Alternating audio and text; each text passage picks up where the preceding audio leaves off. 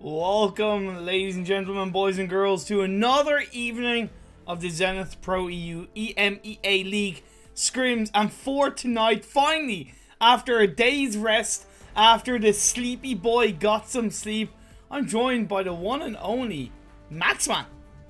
Hey guys, I was hibernating for a day. It felt good. It was nice. And also played some Genshin Impact. But now we're ready for some PUBG Mobile, baby. Yes. Let's go. I caught up on all the animes in the world, by the way.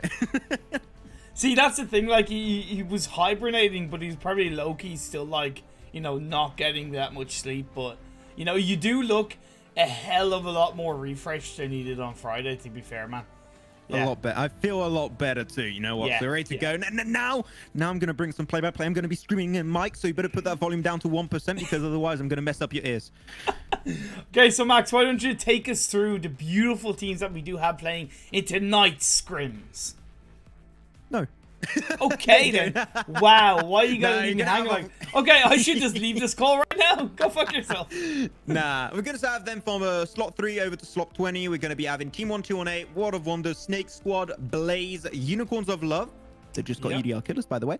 Wildcats, DreamEaters, Alliance, Arab GSG, Headquarters, Umbra, Bloodline, Old Team, Polar Race, The Monsters, BeMyLoot. This is sub, non-stop, also sub, and the last sub is going to be AVerMedia. It's going to be joining the party today. So we got a stack lobby, we got a lot of big boy teams, and we'll see who's going to be taking the crown today. And of course, you're going to notice that on the thumbnail, and of course on the team list and the team name, that there is DreamEaters. We are aware of the unofficial situation that Navi is involved in PUBG Mobile now, but until, out of respect for the team, until something is official, I didn't want to do anything in terms of logos or team names, because it's to be frankly, it's unfair, right? They'll announce it officially when they announce it. So as of right now, they are of course down as DreamEaters. Okay. Are we going to refer to them as DreamEaters in game DreamEaters, yeah, please, man. I'll say it's just out of respect of the... We all know the case. We all know you know, it's the world's worst kept secret, right? That they are Navi, but at the end of the day, until it's officially announced, I'd rather keep it as DreamEaters. Okay. Well, basically, everyone in chat, when we say DreamEaters, you can also just change it to Navi, and it's basically the same thing. But with that said, we're going to be making our way slowly into the first game of the day. It's going to be a angle, as always. I think everyone knows that by now. And we're about to be done with like 2 weeks of EMEA scrims. It's about to be 2 weeks.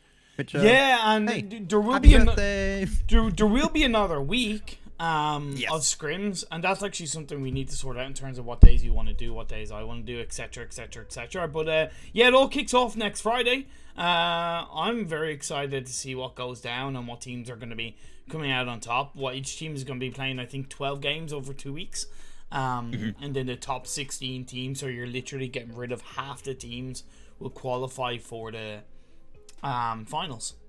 Yeah, the cream of the crop right there. We're going to be taking all the best teams, because after that, let's not forget that this is not just tournament with a pretty hefty cash prize, right? This is also a tournament to qualify over to the PUBG Mobile Global Championship, which is going to be having teams from all over the world, even from China included, which is going to be absolutely amazing.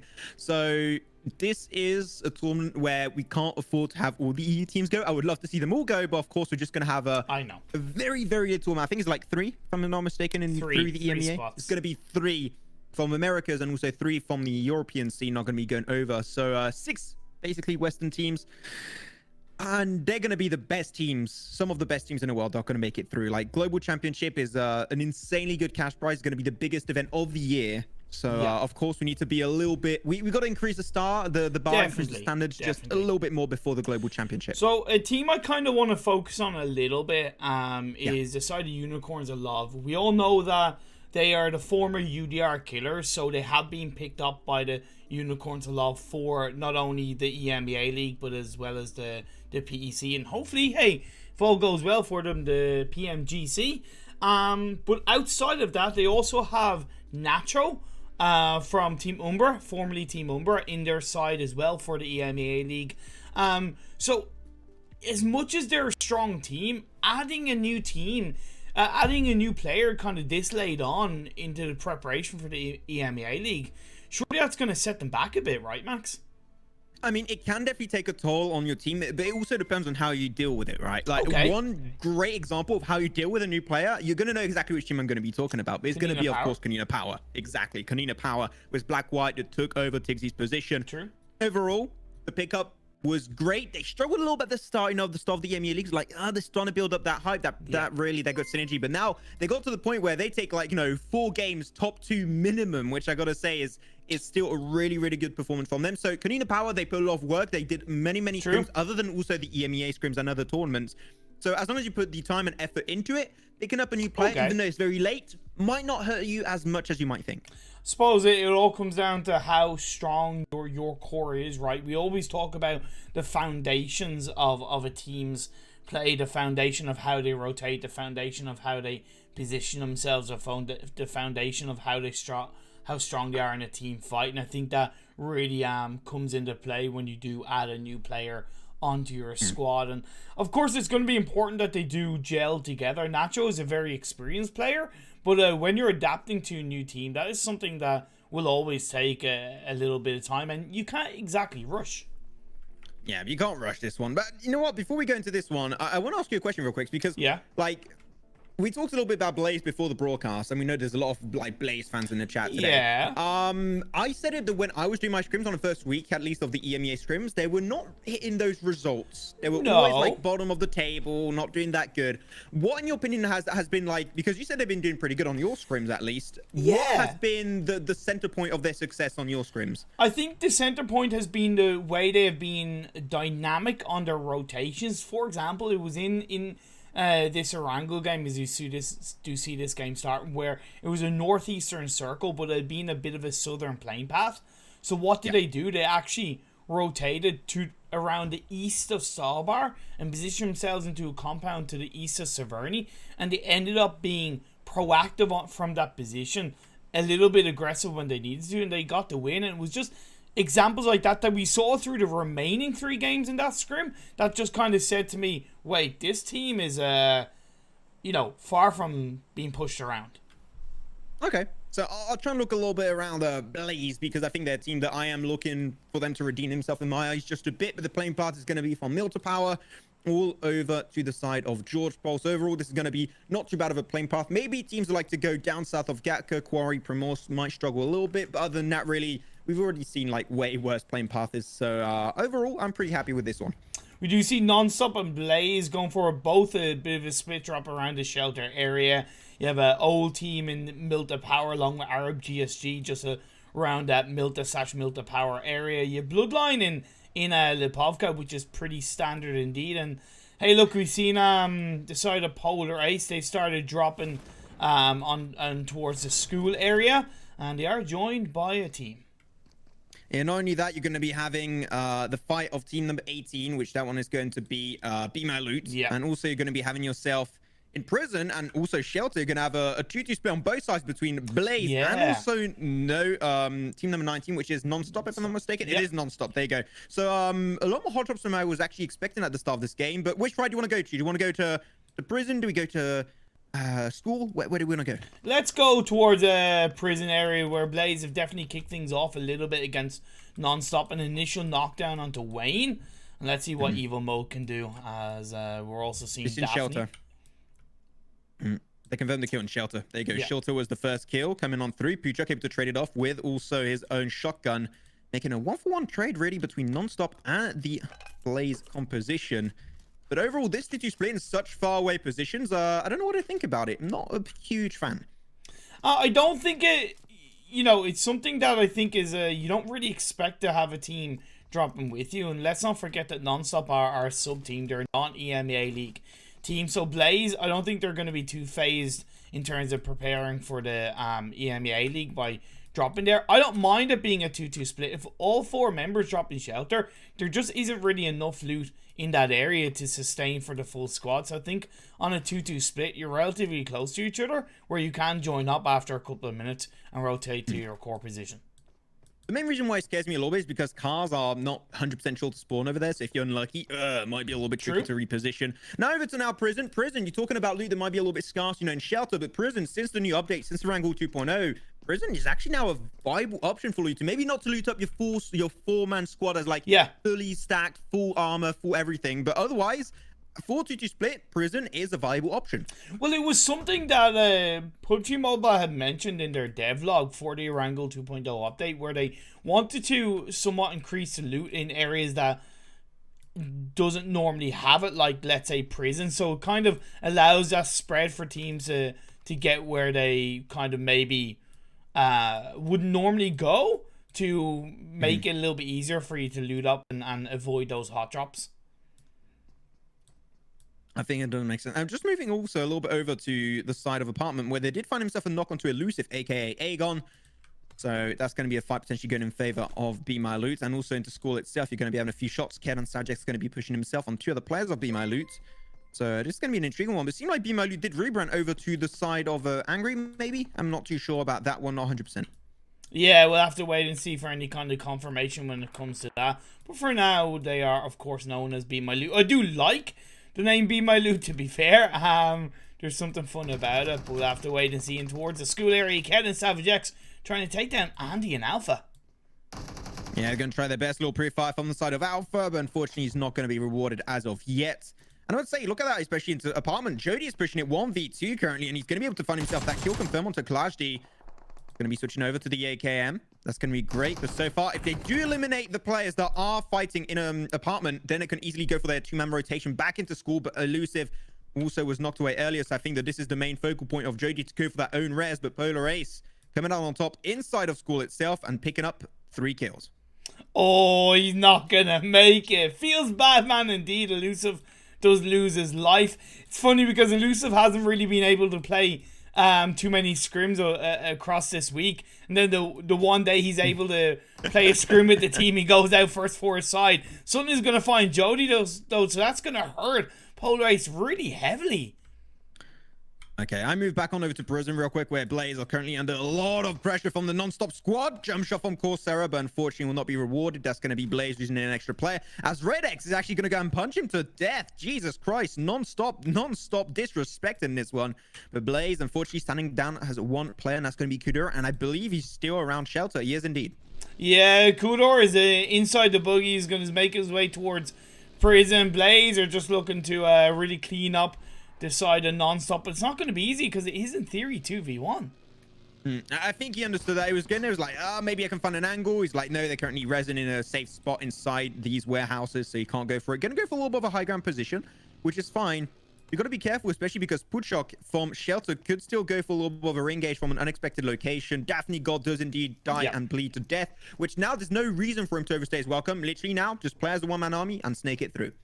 Okay, so let's talk about this circle a little bit. It kind of it was complementary to the playing trajectory, not too crazy indeed, but it is quite heavily on the east. And what we did see is a heavy amount of teams drop towards the George Paul area, right? 4 teams. We saw Team 17, which was the Monsters. We saw 1218, DreamEaters, and FastPay Wildcats. So it's going to make it a little bit awkward for all these teams to cleanly make their way into the circle from the eastern side, even if they do go north or south of the river.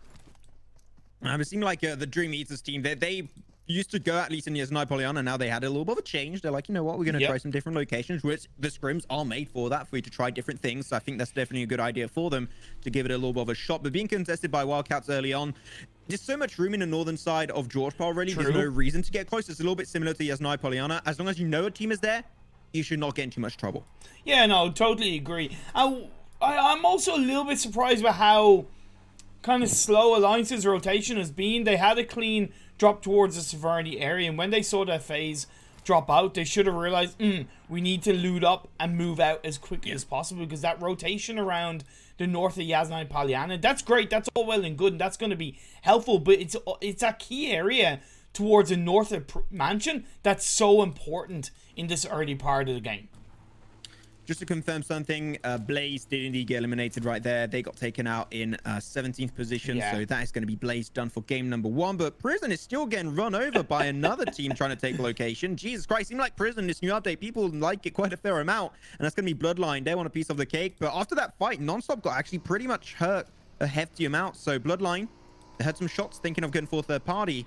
What is their game plan going to be? Well, you know, Puchuk is further back, so he's a little bit out in the open. But the thing is, do Bloodline have the information? Were they a little bit too narrow-minded on hearing the shots inside prison? He's yet to be spotted out, as Puchuk might be able to get a bit of a sideswipe on any of the members of Bloodline. I think it is, if he does get a kill, he is going to get return fire very quickly, because Radex and Evil Mode are in no position to support him. Yeah, and that's why I would say personally, just don't take the shot. Do it until you have like them being split away from each other. Because look at that Bloodline, Bazzi, Neurofen, and also Kapahala going downhill. They're leaving Athis alone on top of that rock. And oh no, Puchuk is actually taking a shot. That's going to be alerting Athis. Athis is not looking on his left. There he go. He looks over on his left side, sees Puchuk, and that should be an easy one. He had no information on Athis whatsoever. And we always say, ImPERium, when you play around prison, there's always a high ground position. You should be expecting a team to be on. And also, that's what I like about a 3-1 split from a bit of a team, right? In terms of, like, your opponents think, oh, wait, that's a full squad moving out.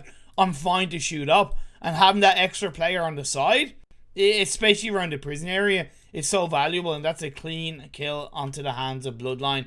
The blue zone is closing in for phase 1. We are seeing teams go for their rotations into the circle. And FastPay Wildcats, wow, that's a deep rotation to the north of Stalbar. They really want to play passive. They're playing like me and Aura when we were playing the test games earlier. Just playing like, oh, we're going to play edge of circle. We're going to chill it out. But up north especially going to be having a fight between two squads, and they're going to have team number 17, the Monsters, getting involved in this early on fight. I think this is the first time we've seen them currently in the scrims, ImPERium, if I'm not mistaken. Yep. So great to see what they can do and pull off. But seem like not off to a really good start, as Praise is going to be knocked up first. Roz still holding on strong with his Scar L. Unfortunately, the shots are just not coming through. And down below, Discrim split away from the rest of his squad, and yet not scared whatsoever. And I think Discrim is one of these players that literally, he reminds me of a player of Vainglory, you know, no fear, just fight. I forgot the name. Leon. Not Leon. Not Leon. From TSM. There you go. You remember, I forgot the name, unfortunately. But the Monsters here, they are just getting absolutely pushed so heavily. Discrim finding a great double nade damage. The second one will be coming on through on top of Vito, and he finds it when he's picking up the car. No, baby, you're going back to school. Discrim from up above still has Nabu, but now the information's been given over. They know Nabu's the only remaining player. Alliance, knowing how good they play synergistically, like talking, they actually pushed this as a full squad, and I don't really see Nabu taking this game. Nice free-fire shots coming out from Discrim. That's going to be a clean kill, a clean squad wipe. And Alliance, hey, they may have rotated a little bit late, but at least they do the damage and gain 4 kills along the way. Circle? What is this, Vikendi? Can we calm down, please? Thank you. This is game 1, guys. We're supposed to have the weird circles on game number 3, 4. Okay, we're also going to be panning over to the old UDR Killers team, now going to be Unicorns of Love, as they're going to be taking themselves a good fight, and they will be rezzed up as a 3-man team. But already, Unicorns of Love up as 4 kills in just a few minutes. They took out, looking good. They took out 1-2-1-8. I saw it slightly in the feed. We were looking on the fight between Alliance, but indeed they did clean up that squad right 1-2-1-8. Rotating maybe a little bit too deep, a bit too early without the relevant information, and got caught out. Going to be also seeing DreamEaters. They lost themselves Matic. They lost themselves Meku. And they're just going to be moving on by towards the area of prison. And prison's seen a lot of traffic, way more traffic than it's seen in the past 3 years of PUBG Mobile, I believe. So overall, also up, they're going to have a Bloodline taking their fight versus old team. Yeah, let's pan on over. See, they should have been able to knock down Bazzi. What can Bloodline do to respond? I think that here, Bloodline, they are just taking absolute ownership of this compound. Still 2 players on the other side of old team. But Neurofen, if he's got some utility, you can hear the movement in the shack. 1 nade would be the better play, but nice UZ spray coming out from Neurofen. He's not quite able to find himself the knockdown, unfortunately, but especially Bazzi's got to put himself behind that car, but that car you got to keep in mind, ImPERium is not exploded, so if you got a sneaky Delap that just comes on through and gets a great spray on it with a DP28 of some sort, it could be huge, but no, Kapahala says no, the DP28's in your face, boy. And that's going to be old team down to 1. It will be Desha. Really like it. Although it looked risky, Bloodline's positioning is absolutely fantastically on point. Oh, nice jump shot through the window. Desha for solo, trying his best to fight it up, but no, Bloodline unstoppable. Now look at this team. They are popping off on this one, and they'll be good. But apparently, so apparently Bloodline did go back to being called Bloodline and not a BFF. So, yeah. They are Bloodline. And just like one thing to point out, because I talked about FastPay Wildcats' wild rotation on the north of Starbar. out of the 4 teams that landed in the George Paul area, they're the only team up with 4 members, right? So that wild rotation, credit where it's due, it's worked out for them. It works really good, and Alliance going forward, very similar kind of play. They're playing for the coastal line. There's so much water involved. You can somewhat start to predict where the circle could go, even though we're not really in competitive settings. So we could still have a water finish. If it was EMEA, sorry, should I say, not PMCO, there would not be that much water in the late stage. But at the end, you never know. We'll see exactly what's going to be happening on this one. But the circle, so many teams are currently centered up. I'm not even imagining seeing teams die, not only this phase, but also next phase. I think that for the next 2 phases, we're going to be very, very passive in the approach. I do like the position held onto by SNAKEsquad. It is very valuably in towards the center of the circle and not too close to the coastal line. But of course, with Bloodline around him, you also have Team 20 AVerMEdia. You have Unicorns of Love to the south. It is going to be a little bit tricky where they are going to have to be proactive on their positioning. Gonna have to do that indeed. So we're also going to be seeing ourselves to the side of Unicorns of Love. They're doing a move that we saw happen just a few days ago, actually. It was done by Class Game. Just taking some high ground position, some low ground position, checking out the position where Fall is. I think overall it's a good idea. You've got to be careful, especially of non-stop, because they're currently on top of that rock and they're going to get pushed up even when they got knocked down. Redex is wanted to try and go for the res, but of course, Unicorns of Love, they're not going to allow that to happen. Poker's going to be crashing up. Was also Nacho currently looking good. They also want to take that fight so they can go for the res on Sandro. They're trying to really go for the res on Evil Mode. Evil Mode going to get flushed away. He does find himself a second knockdown, but Unicorns of Love, they will be holding on strong to their lives, and the double res should normally come on through unless they get contested down the line. Yeah, and what's great for them is by taking out that squad there, it is giving them a bit of a more valuable position on the prison area. Of course, the circle has rotated up north, so they are now outside, but of course that freedom to rotate and reposition is going to be a lot better. And SNAKEsquad have instantly responded, Max, going for the mansion compound, which of course is surrounded by the open field. So really, again, that proactive position, that proactive play could definitely put SNAKEsquad in a firm spot coming into the last 4 or 5 minutes of this game. I agree, but I'm a little bit skeptical about one thing. Look at Savage X and Ked. Like, so split from each other when they're remaining as a 2-man team. I'm genuinely surprised as to how that happened, but I guess I won't question it too much. But here you go. They're going to be having yourself AVerMEdia taking a really big L up against the side of Alliance. They're going to be flushing out, actually, Lombardo. You still got 2 players, going to be 7 Leon and also Akeo. They're looking for a position, but unfortunately, that is what happens when you do not scout ImPERium. They have no information. I don't know what the hell they're aiming for. They're just aiming randomly in the game, and they're going to be able to find himself 7 Leon or Fold. That's going to be greatly going over to Team Umbra. But overall, this is a tricky game overall for this team. Yeah, for the side of Team 20 as AVerMEdia, definitely you know, a poor rotation. It seemed like they didn't know where they wanted to go. And hey, look, if you're going to reposition, you have to know where you want to go. Otherwise, situations like that come a cropping and you get taken out. Yeah, exactly. They got eliminated in 11th position. 10 teams still in this game. But now Unicorns of Love, you know, from the southern side, they had the high ground of prison, and they're going to be uncontested now. Everyone started moving away from the edges of the circle, so their timing would be spot on to pull off their rotation. But they're really taking their time to rotate away from this one. I think they saw potentially the fact that they did move away, AVerMEdia, from the compound down south. So they can potentially go for that just as a safer option, because teams could capitalize on you going downhill from prison, especially the side of DreamEaters. So you just got to try and keep that in mind. I also love the position held onto by World of Wonders as well. It's in that compound on the high ground. And of course is going to be helping them out, getting valuable information depending on the next circle shift. They got the knock from a distance with a DP28 onto oh boy, and Nacho you're pushing that solo. That's a little bit scary, my dude. He's going to be taking a mini 1v1 versus Tigzy right behind there in the gutter. He spots out Nacho. The spray comes out, hits a decent amount of damage, but the knock does not come through. Where the hell is the rest of Unicorns of Love? Here it is. Beep, beep, baby. Let's go. They're going to be crashing their way through. A few shots is all they need. They will find himself Tigzy, and DreamEaters are out in 10th position. Unicorns of Love, little lack of synergy at the start, but then they made up for it with a full send it. Yeah, definitely a bit wild, a bit risky. If it had been a full DreamEaters squad, they didn't know how many people were left, right? If it had been a full DreamEaters squad, that probably would have been the end of Unicorns of Love. But as it was, only 2 players left standing, they were able to get that clean squad. Right, 9 teams left, 31 players. 31 players looking pretty good. That means a lot of teams potentially still have a lot of players on their end. The circle looking good for a lot of these teams, especially Bloodline and Team Umbra.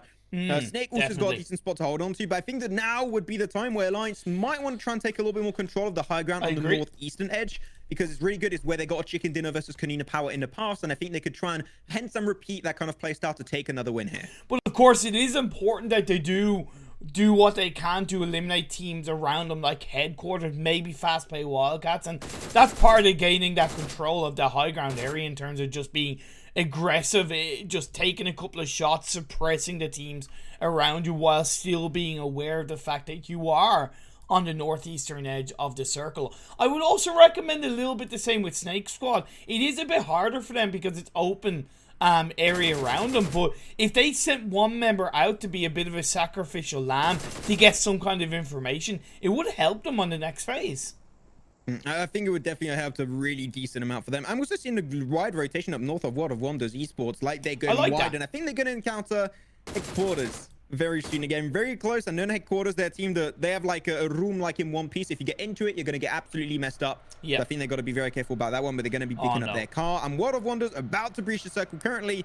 They got Wildcats, you got Alliance up top, and they're doing exactly like this side of AVerMedia earlier. They have no information whatsoever. They're just getting blindfolded in the game. No way! It's going to be shut down by SunHP with a moving car. That was huge, baby. Now they're taking control. Now they actually might be able to take this entire turf away from the Alliance team. Yeah, because it was a bit of a 2-2 split for Alliance, and you talked about them gaining control. Having that 2-2 split so far away is not the way to gain control. Of course, Discord is prone down. Can he find any of the members of World of Wonders? He netted himself a little bit right there. Almost able to find himself Zessie, but no, it will not work out. Jeroy coming in, but way too late. And that's why I said a 2-2 split at this stage of the game. Alliance style is not a viable option because you know that teams later on down the line will try and contest your position, and they're going to hand this one the hard way as Jeroy took the buggy. And I think that now World of Wonders, they knew that was the cavalry coming up. They knew they got 3 kills confirmed on Alliance. So no, this is a one-man team potentially. So he's just going to be moving away. He knows he can't take that fight. And Snake will be coming out from them. Oh, Groy's able to get away. He's going to be down on the far eastern side of this circle. But as the blue zone closes in, Headquarters have repositioned towards the northwest. Yeah, Bloodline and Unicorns of Lava fighting inside this compound. Nacho knock was out on Bloodline. Unfortunately, didn't have time to push his way forward, so that's going to be a sneaky 1v3 for Nacho. He's himself the barrel. Great clutch weapon. Hits a lot of damage, just like the AKM. Unfortunately, he's going to be shortly lived right behind him. He doesn't see it, but Athis will put an end to the Unicorns of Love composition.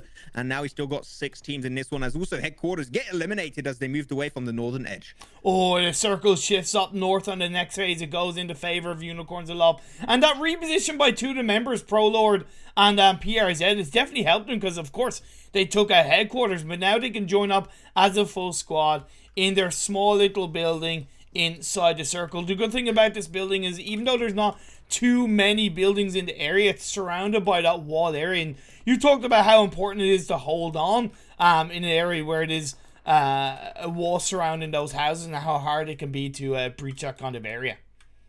It can be a little bit tricky. So I think that here, teams, if they want to breach it, they've got to go straight in the middle of the vicinity of this area. And I think that especially finding those initial knockdowns, seeing how Umbra currently splits, is going to be extremely complicated for them. Also, you've got to keep in mind that the Wildcats, their compound, even though it's barely, it is currently outside of the next circle. Yeah. So they're going to have to push their way forward. I think the best option for Wildcats would be literally to just breach onto Umbra. I don't see other options. The eastern side going to have to cross over roads. There's no easy way inside of this one. They're going to find himself a sneaky little shack, which seems like it's going to be their temporary stop. I did not even think about that one, but Bloodline are close enough that they can cause a dent in the composition of the Wildcats. And I have to say, Umbra are definitely under a lot of pressure. 3 of their players have been knocked down. FastPay Wildcats are doing a great job on this 2-2 split. I'm surprised. I really thought that Umbra were not going to allow themselves to go down so easily, especially because they got all these walls to peek from, but I was actually proven wrong. SunHP, don't know how he does it, but always able to find himself a few sneaky kills, and he's going to get the knock on down onto Mert. World of Wonders pushing their way forward towards a 2-man split of the side of Wildcats. So really, they got themselves this smoke, try and buy some time, gave them a little bit of blanket of courage. But World of Wonders still going to have to cross over the road. And these smokes are not making things easy for them to scout. No, it's not going to be easy indeed for World of Wonders. They're definitely doing a hell of a good job along the way, though. Bloodline are putting so much pressure on the FastPay Wildcats, the 2 members inside the shack.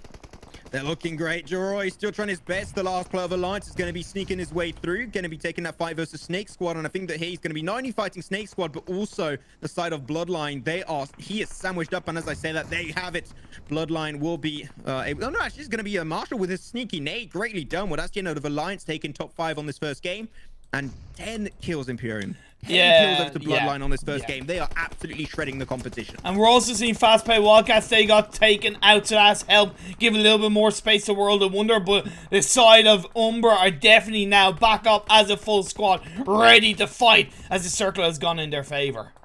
I would say SNAKEsquad, maybe the best option is literally just to breach it. I think that would be a really good option for them to do and just full send it. You know what? You take it or you go home. Really, it depends on how you pull off that fight. He also got himself through of their players getting closer to the compound, so it really shows an intention of them trying to get not only more control, but also more information before potentially going for the breach. But SonHP trying to push out, but PRZ, my man, looking so good on that M4 shot. The good thing for SNAKEsquad is that in theory, Team Umbra are focused more heavily on the teams that are towards the north and the east, so they aren't really focused on SNAKEsquad. But the space might be created as Prolor is going to knock down Zessie. I'm pretty sure this is going to be the end of World of Wonders. They're going to be in the blue zone, picking up the car. And you know the car rotation. He's also, I believe, lost the wheel, so he's going to be taking so much tick damage. The blue zone will claim his life. Hopefully that kill will not be stolen away. Bloodline moving away late from the blue zone. When you're pressured by the blue light, this is not really good stuff to come. Neurofen's going to go down. Kapahala might be the second. Bloodline taking so long on that rotation, but now Snake still got 3 of their players currently inside the circle. But Bloodline got a 2 out of 3 success rate. Kapahala and Athis make it in the compound of Team Umbra. Oh, they say don't feel sad because 2 out of 3 ain't bad. Well, Bloodline, they're now down to the 1v3 as Athis is going to find that knockdown onto PRZ. He's going to find a double knockdown. 1 HP with a cruiser. Look at Athis. He gets it done. Greatly executed. But now Umbra, they had full control of this compound, but it seemed like they had a hard time holding it, not up against only World of Wonders, but also Bloodline. And Snake, really, the circle moving away from the compound. Right? They still got 3 players. This is the 3v1v1. And Parker, he knows this is a fight for the 2nd and 3rd position. If he wins this, his 2nd spot will be huge. But Parker, you got to be careful because on your left, SNAKEsquad are not going to rotate too easily. Oh, Blindox is going to confirm that kill. It's going to be 3v1v1. Yeah, little utility coming out. Once again, he's with the Groza Athis. He knows how to control that beast. He knows how to make it sing. The SNAKEsquad sending one of their players forward to maybe get a little bit involved. You maybe want to get a few more kills. And I like that. I think it's really good. Oh, great nick coming out from Athis. Little sneaky one through the staircase. And I'll be taking 3rd position over for Team Umbra. 2nd position over to Bloodline potentially. But... maybe chicken dinner also because Athis is able to find it. But I said ImPERium, these walls, they're always so risky because if Athis finds himself a really good position, he could get not only a double flush, also he could get some really good grenades to connect on blows Bladenox and El Chapo. Oh, Athis now has to push in on the blue zone. It's closing in its face. And that tick damage is going to be so strong. He's going to run and gun. Oh, able to hide himself behind that sandbag, but he's still ticking down even more because of the blue zone. Going to be going for the jump shot, but it's just not going to happen. Bloodline takes 2nd position, and SNAKEsquad able to take the 1st chicken dinner. And I thought they should breach it, but it seemed like the circle had a completely different plan in mind for them, and it worked great for them on the long term. Okay, so here's the thing. I really think overall we were right initially for them to breach. But like I kind of mentioned, the fact that they had... Umbra focusing a bit more heavily on the likes of Bloodline, World of Wonder, FastPay Wildcats, they created that space automatically for SNAKEsquad. So I kind of get why SNAKEsquad weren't being so aggressive. Let's not forget they had a lot of valuable information moving out from Mansion, so they maybe knew more than we knew, if that makes sense. So that reposition was so calculated that it worked out in their favor, along with the circle shifting towards them. I think overall they had really good calls. Like the circle, as I said, did have a different plan in mind for them, and I think that they reacted to that really well. I think that definitely how they were positioning themselves was like 3 players forward, 1 player on the backside to just see the movement coming out from Bloodline, and also World of Wonders from a distance was really well executed. They did lose him to the blue zone, but at the end they got the valuable information that was worthwhile for the long term. Overall, this is 1st game. Like, I got a few teams I really like their rotation. Like you mentioned about Wildcats, I really like their northern rotation. Sure, it was extremely passive, but at the end of the day, isn't your objective to get like in the later stage and avoid dying in like phase 1, phase 2, phase 3? Like, I mean, Wildcats did that. Their contract is done in that sense. Yeah, but then again, to slightly counter that, they only got 1 kill in 6th place, and that wouldn't transfer to as many points as, let's say, you know, the Alliance or you know, a couple of other teams. So I think, you know, it was great theory, but the overall execution was maybe just a little bit missing in that regard. But definitely we know how good Wildcats can be. So definitely they tweak it coming into the EMEA League, and I have no doubt they will shine once we get started. Oh, I'm sure they're going to be able to shine in really good fashion. So overall, we'll see what's going to be happening. But overall, so this game, 9 kills over to Athis. Yeah. 9 kills for Athis. What the hell is going on? Not double digits, so you don't get the triple S right there. You just get an S++.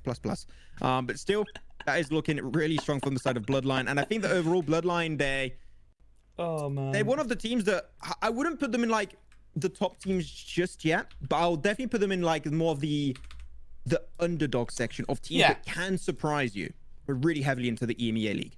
Yeah, definitely, and it's more the fact that, look, at the end of the day, you know, there's really so little that's going to be kind of separating these teams. I was talking to Highland Wolf about it, and it's kind of like, you know, I really feel that it's the adaptability, how dynamic you can be as a team. As an example, Alliance in that game, they had done a really good job of rotating to the eastern side, really clean positioning on the high ground. We talked about it before it even happened.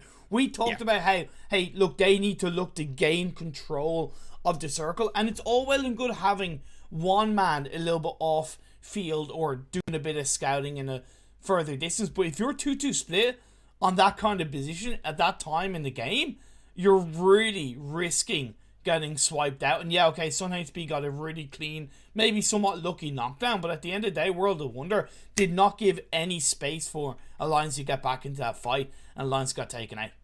Yeah, because they had no intention of staying to you, right? They're just like, we got the knock. Oh, now we got an option. Let's go for the fight. Let's pick up some kills, because now kills are even more valuable. So the shift of mindset is slowly happening over time of these teams being like, if we can't get a squad wipeout, sure, we might die earlier, but at the end, kills are way more important than positioning points right now, at least in the mid-game stage. So you just got to full send it sometimes. I'm sure if Sun HP did not find a knock, they would have just continued and avoided Alliance. But their Alliance, they needed that man pressure. They needed those shots to be able to make sure no one gets close to their western side.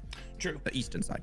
It's all good. So SNAKEsquad coming up in first place with 6 kills. Bloodline in second with 13 kills. You had Umbra in third place with still a good amount of kills for Umbra on the side. Now 5, really 6, 7, 12. 8, 9, 10, 12 kills. World of Wonder in fourth with 3 kills. Alliance in fifth with 5 kills. Credit to Giro, he did what he could. FastPay Wildcats in 6th with 1 kill. Headquarters in 7th with 0 kills. Unicorns of Love in 8th with 9 kills. Good game for them from a kill point. Polar Ace in 9th with 3 kills. You had DreamEaters in 10th with 0 kills. AVerMEdia in 11th with 0 kills. You had Nonstop in 12th with 3 kills. You had Old Team in 13th with 4 kills. 1218 in 14th with 1 kill. You had I don't know who that is again. I apologize. In 15th. I didn't see. I left the lobby. I'm joining in the next room. It's cool. It's cool. BeMyLoot in 16th with 2 kills. You had Blaze in 17th with 1 kill, and Arab GSG in 18th with 1 kill. So as the room code has been put out for the next game, we will go for a quick break, but I can bet your bottom dollar we will be back on your screens in all of about 3 minutes for game 2 of the EMEA League Scrims. Don't go away.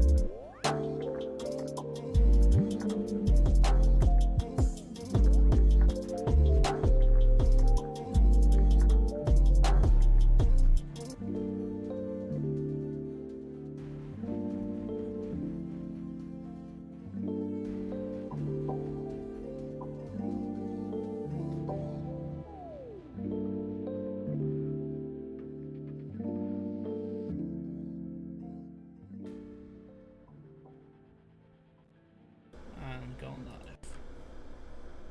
Welcome back, ladies and gentlemen, boys and girls, for Game 2 of the Zenith Pro EU EMEA Scrims. Myself, ImPERium, with the beautiful French legend himself, Maxman. And a solid Game 1, but we are heading over to the crazy jungle of SNAKesquad. You are muted? No, I'm not muted. I was just okay, trying to...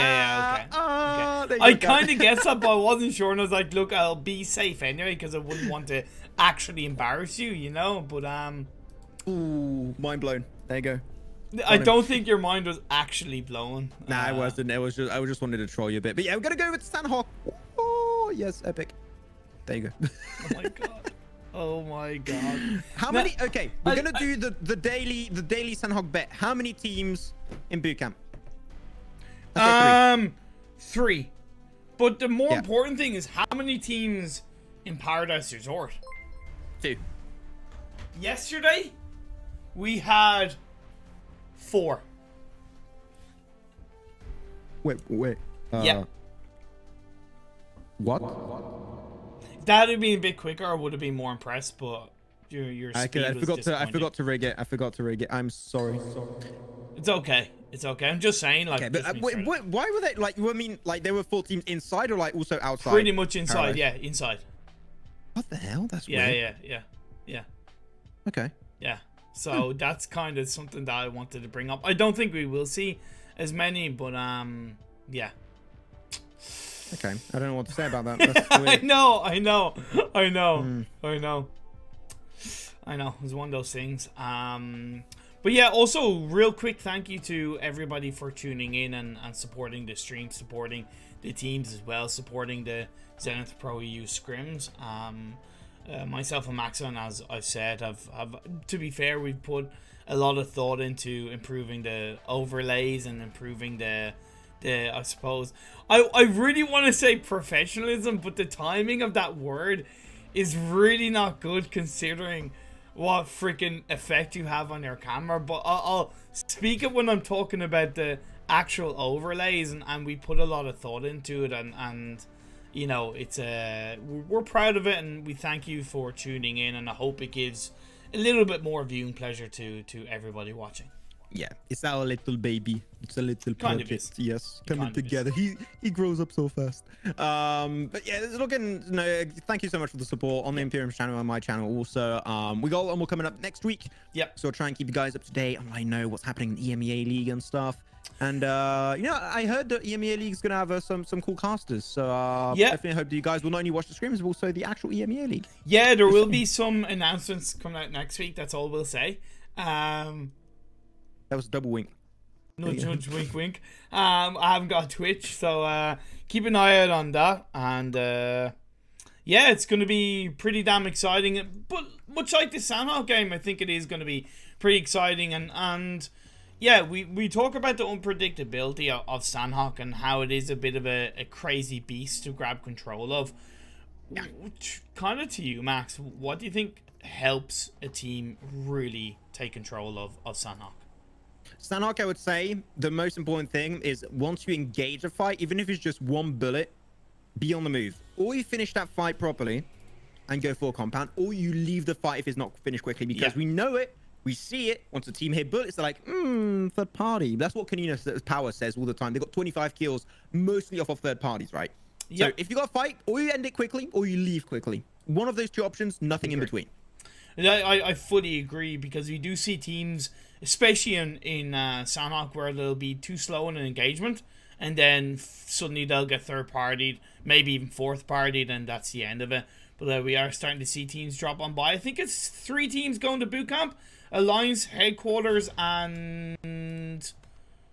Actually, no, not quite. Sorry, I wasn't sure. No, it's just World of Wonder. No Alliance going to bootcamp? Bruh. It's a big bruh moment right there. We said 3, and there was only 1. So I'm gonna be a bit sad. But look at, we got 3 over there in Cal.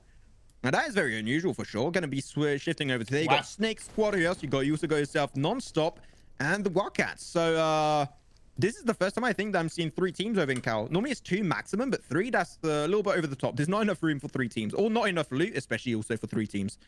Yeah, and in the words of Clint Eastwood, this town ain't big enough for the 2 of us. or the three of us in this case. The good thing for SNAKEsquad is that all their 4 members are kind of pretty much together. For FastPay Wildcats, I actually like the fact that Bava is kind of creating that sandwich on Dwayne. I definitely think the team that is in the weakest position is definitely non-stop because they're pinched in between these two teams. But as FastPay Wildcats do move and shift around, they are kind of getting closer to SNAKEsquad.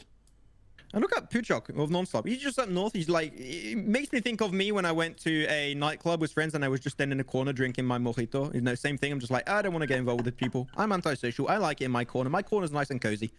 So I'll stick over there. And here's the thing, like, you know, what I find weird is that if you're going to go to the point of dropping in Tatmok, why not use Mong Nai?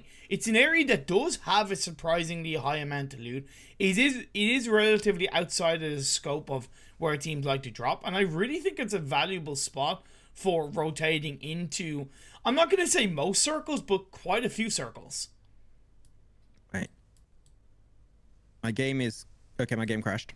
Oh, okay, no worries. Okay, let me just get back in. Give Hopefully me a hot it does minute. let you back in. I do hope that, but we'll have to wait and see. It's not like, it's not crashed. It just like log me out. It's weird. Don't worry, I'll be back in a bit. No worries. Of course, Phase 1 Circle was quite up north, with a little bit of a northeast island in place, so that's not going to be too bad to deal with. We are seeing 1218 and the side of Blaze start to engage on each other. It is CIS versus Turkey.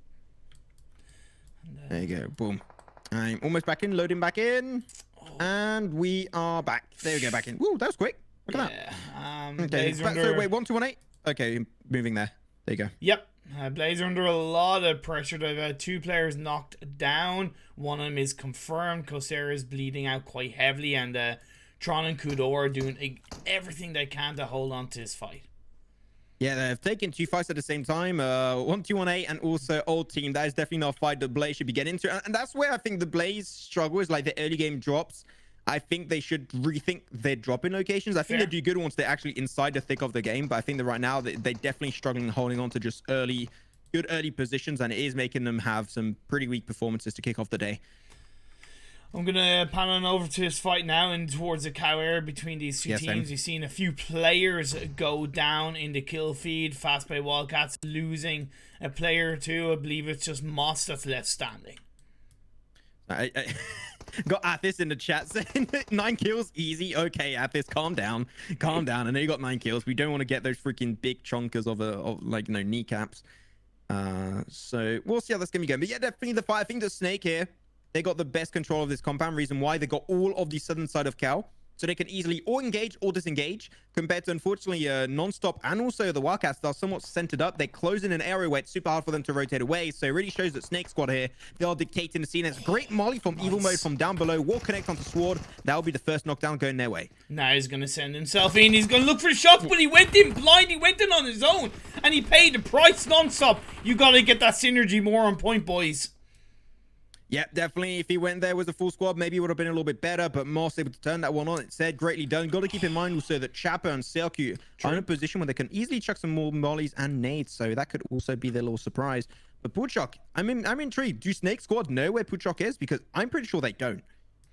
I don't know if they do indeed. I'm just kind of keeping an eye as Polar Ice are also taking a fight against BeMyLoot, if I'm not mistaken. They've actually, they've gotten a couple of kills in towards this Paradise Resort area, and I think it's very valuable because this Paradise Resort is pretty much the center of Phase 1, so kind of playing around this area is going to be so important, and taking out teams around you or directly inside the same compound is going to be the start of that. Yeah, I mean, with Sultan and Andy all around, could be a little bit tricky. Sultan right above Jody. Only they can see also Skady can also see Savage X. But I think that here will be a good plan is make Andy take a few shots so they can actually focus on him. And the guy can go for a little bit of a back, but it seemed like they heard his footsteps. And he's literally no hiding spots in ImPERium. He just cornered literally in this area, and he just can't move away from it. And I think that here, Polarized, if they don't want to take the shots, legit, just a few nades would be great. They find it. Sultan, that was like one of the hardest positions to take the clutch from. You had a few beams to hide behind. It was super complicated. And I said it, maybe the plan would have been just have Andy take a few shots so they can show their backs over to Sultan. Yeah, now Andy is indeed taking a couple of shots. Too little, too late. Savage X is going to look for him. Jody's in the back line, playing around behind the wall. Yeah, he tries it, but Savage X is able to find it. Polar Age taking control once again of this side. I like the fact that on their angle, they did give up on Gatka Fields, but now they shifted over to this compound, you know, of Paradise Resort coming into Sandhawk. It was struggle at the start, but I think that now more and more they get more used to it. They get more comfortable on this area of the map, and they just seem to dominate it almost every time we see them play here now. Yeah, definitely. SNAKEsquad, winners of Cow, taking out 2 squads non-stop, and FastPay Wildcats are eliminated, so they have the northern side of the circle all to themselves. They can move a little bit down south towards the high ground outside Tatmock, or play pretty much exactly where they want to. And then I'm looking at DreamEaters having headquarters go towards Western. That might be a bit risky. Could be a little bit. I'm just going to talk about Polar Ace once again. You have this little compound that's like up north. Well, it's not a compound, it's like one specific building that's up north. It's great for scouting the northern edge. I would personally recommend send 1 or 2 players up there. You can easily rotate to back each other because you've got a little area that's really well hidden with the terrain and the rocks. I would say Polar Ace, I want to see them take a little bit more information control on the northern edge, because that is where I think the future of this game could be going to, because it's such a good position. It's high ground, and also you just make sure the teams can't take shots on the northern edge. Do you see a little bit of a fight happening outside the circle in terms of the quarry area between Old Team and AVerMEdia? The full squad of AVerMEdia are definitely putting pressure on towards Old Team. We have a few players, I think, knocked down. Yeah, 2 players knocked down. Yeah, the full guys really want to try and take that upper hand onto the Old Team. They got Lap on the high ground. They got Miracle also. Miracle's going to go down eventually. There you go. Great shot from the blue zone. Bleak Snake. I haven't seen that name in quite a while, ImPERium. I think we can both agree with that one. So great to see him still in the competitive scene. But he's going to be looking for Lap. And unfortunately, the blue zone is also taken down. Troy's only faced 2, but he's only got 5 bandages and nothing to play around. I think we're just seeing a downfall of Old Team on the second game. Yeah, we are indeed. Blaze surviving right now. They do still have 2 players up. So 1-2-1-8 kind of, you know, let them go and made their way towards the circle. And I like that by 1-2-1-8, not getting too tunnel visioned. But now they'll have to focus and try and carve a tunnel inside the circle and take out Polar Ace along the way. You are still inside Paradise Resort. Let it go. Normally I would do a pun, but we're not on Vikendi, so I'll keep that one for later. Sure. As the 1-2-1-8, here it is. They're going to be pushing their way towards Paradise Resort. They got themselves Zach on Evo already inside. They're going in as a 4-man team. And SavageX, now, he was on his own corner, but I like it. SavageX not trying to overstay his welcome. He's going to be rotating straight back towards Ked. That is the respect I want to see, because, you know, if it was a 1v4 versus 1-2-1-8, SavageX would have had almost no chance of winning that. So you got to try and get your man advantage back in order so you can actually take the fight towards 1-2-1-8. Yeah, because Paradise Resort is a kind of area where you can't really have a 1-1-1-1 split, because you aren't really providing any amount of support for yourself and the rest of your team. So joining back up as a full squad for Polar Ace would definitely be more valuable. But I do think that right now they are spread a little bit too thinly. I think that here Ked's got a really interesting angle on top of the roof, but I think that the way how 1-2-1-8 are rotating, he's not going to get the angle anytime soon. SavageX taking the initial spray from up above.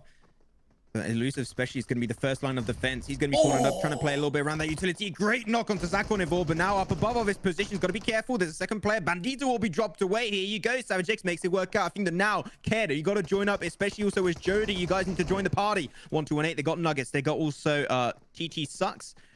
I don't know if that's how you say it, but Ked is going to be right behind it, goes for the information, AKM in hand. We'll get dropped. What? Nice 1v2 from TT Sucks. Oh my god, Polar Ace getting absolutely battered in that one. Jody also drops down. What the hell just happened? TT Sucks absolutely shredded the side of Polar Ace.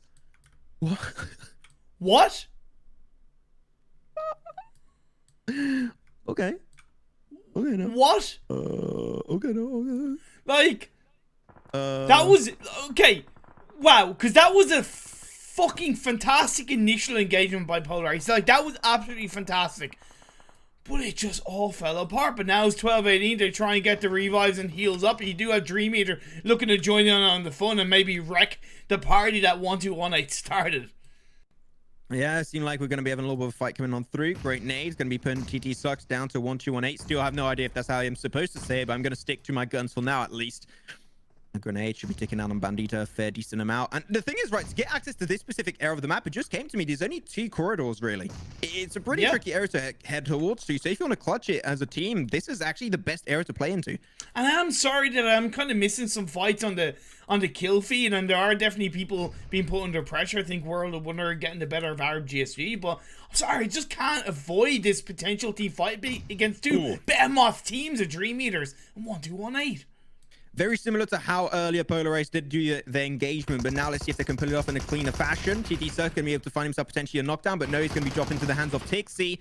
And here it is. The side of DreamEaters taking control, but Zach on able to find a few knockdown through the smoke. Can he find his second onto Mech? You know he can't. Nuggets will be the last chance of his team, and he will get overwhelmed. 1-2-1-8. Despite eliminating Polar Ace, they will be going down in 11th. And it seems like the new kings of Paradise Resort are going to beat DreamEaters.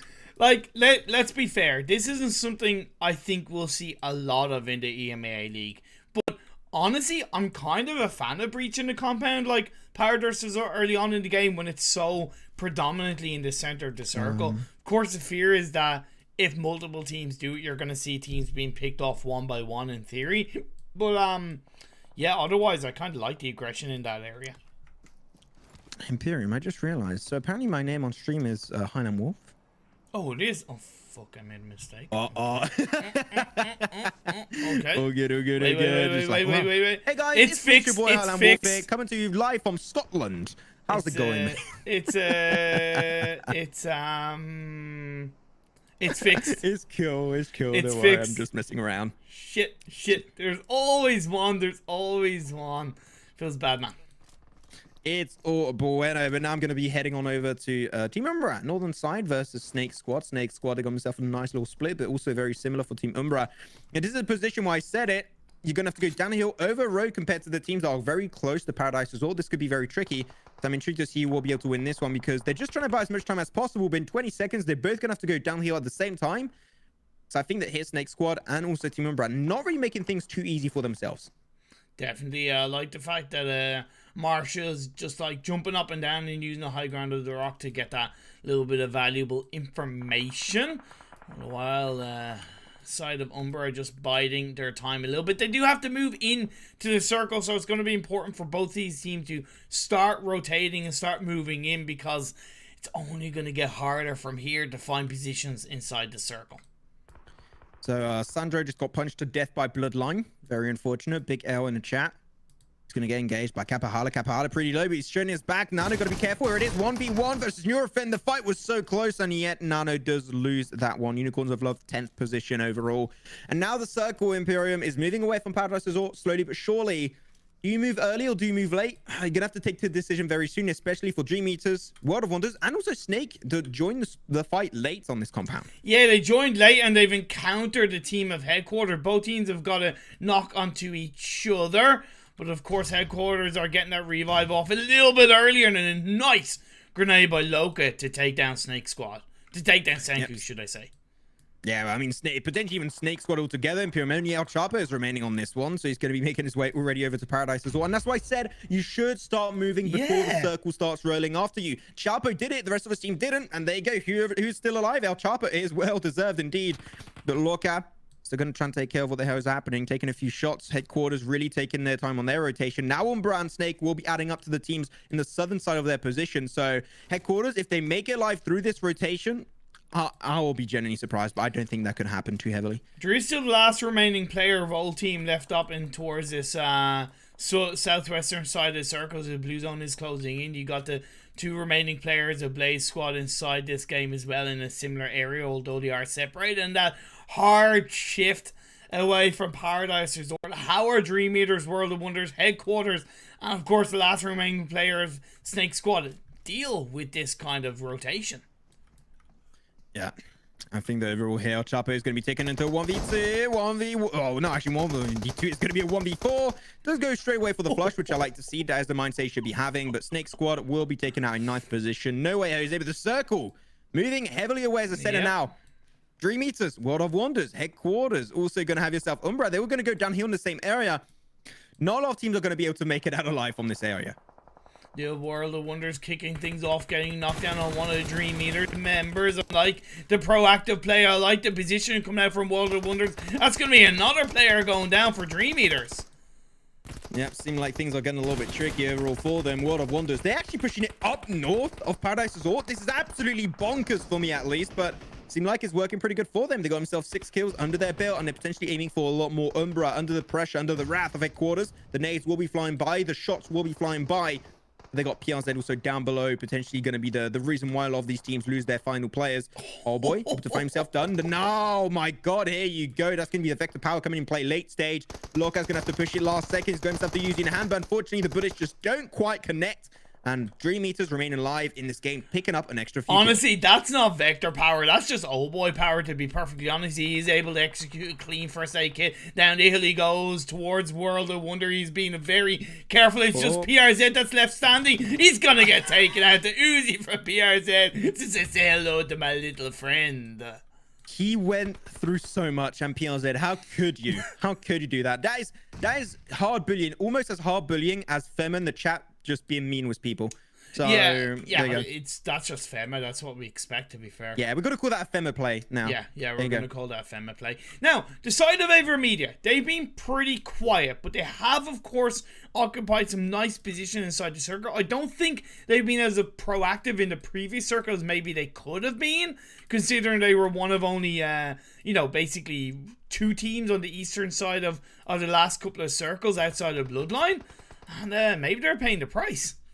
I mean, the high ground right now is to the advantage of World of Wonders, so this is huge. And you know that PRZ and the guy, he is not going to get really too heavily involved with the World of Wonders. He's aiming for position here, so you think he might be trying to snake his way through. Actually running it over to the rock there, and I think the Zesty was able to hear it. Yes, he was indeed. PRZ now under fire. The information has been lost.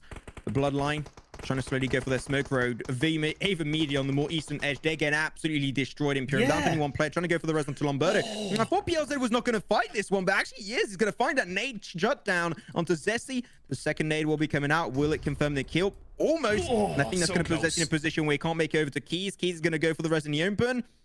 And he will be able to get Zesty. That is last second, but another nade comes out, but not close enough.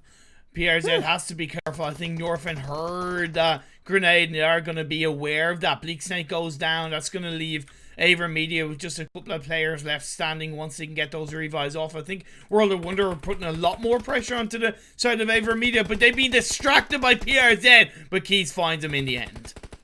I want to say, Team Umbra taking himself a 3rd position and a 4th position, 2 games in a row. That is still some really good consistency coming out from this team, so they deserve a lot of props. But Bloodline too, 2nd position last game. Now they're going to be minimum top 3. This is great to see. But Bazzi got spotted away by World of Wonders. His ally is going to be flushed out, so they still got 6 kills. The Blue Zone is going to be on this position, and he's still got 6 first aids and a medkit ImPERium.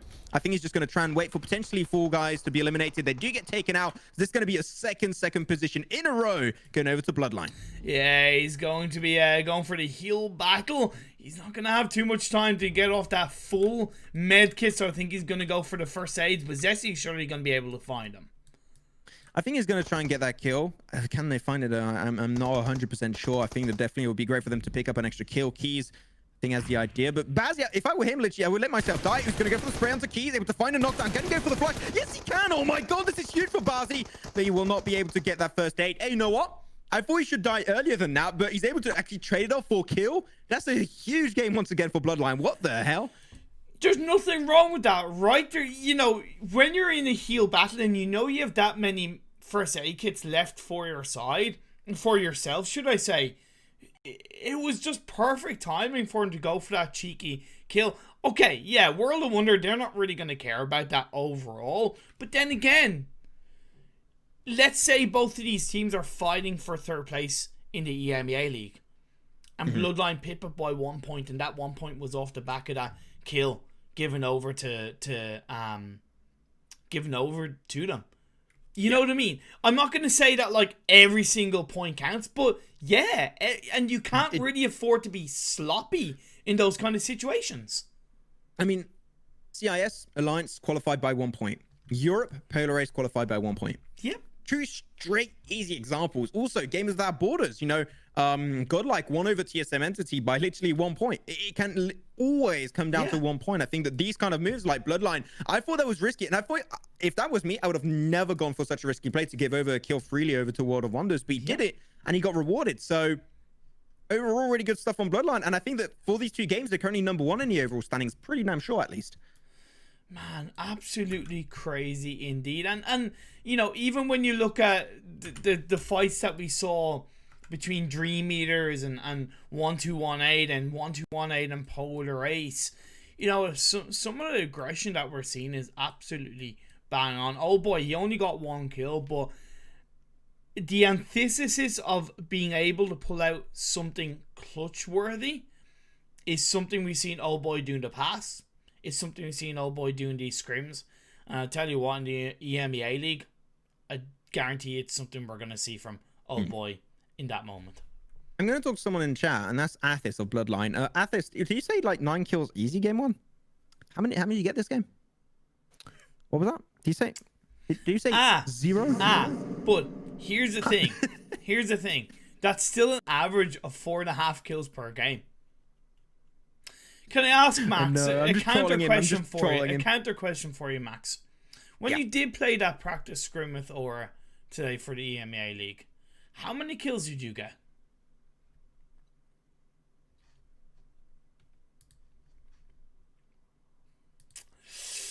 My point exactly.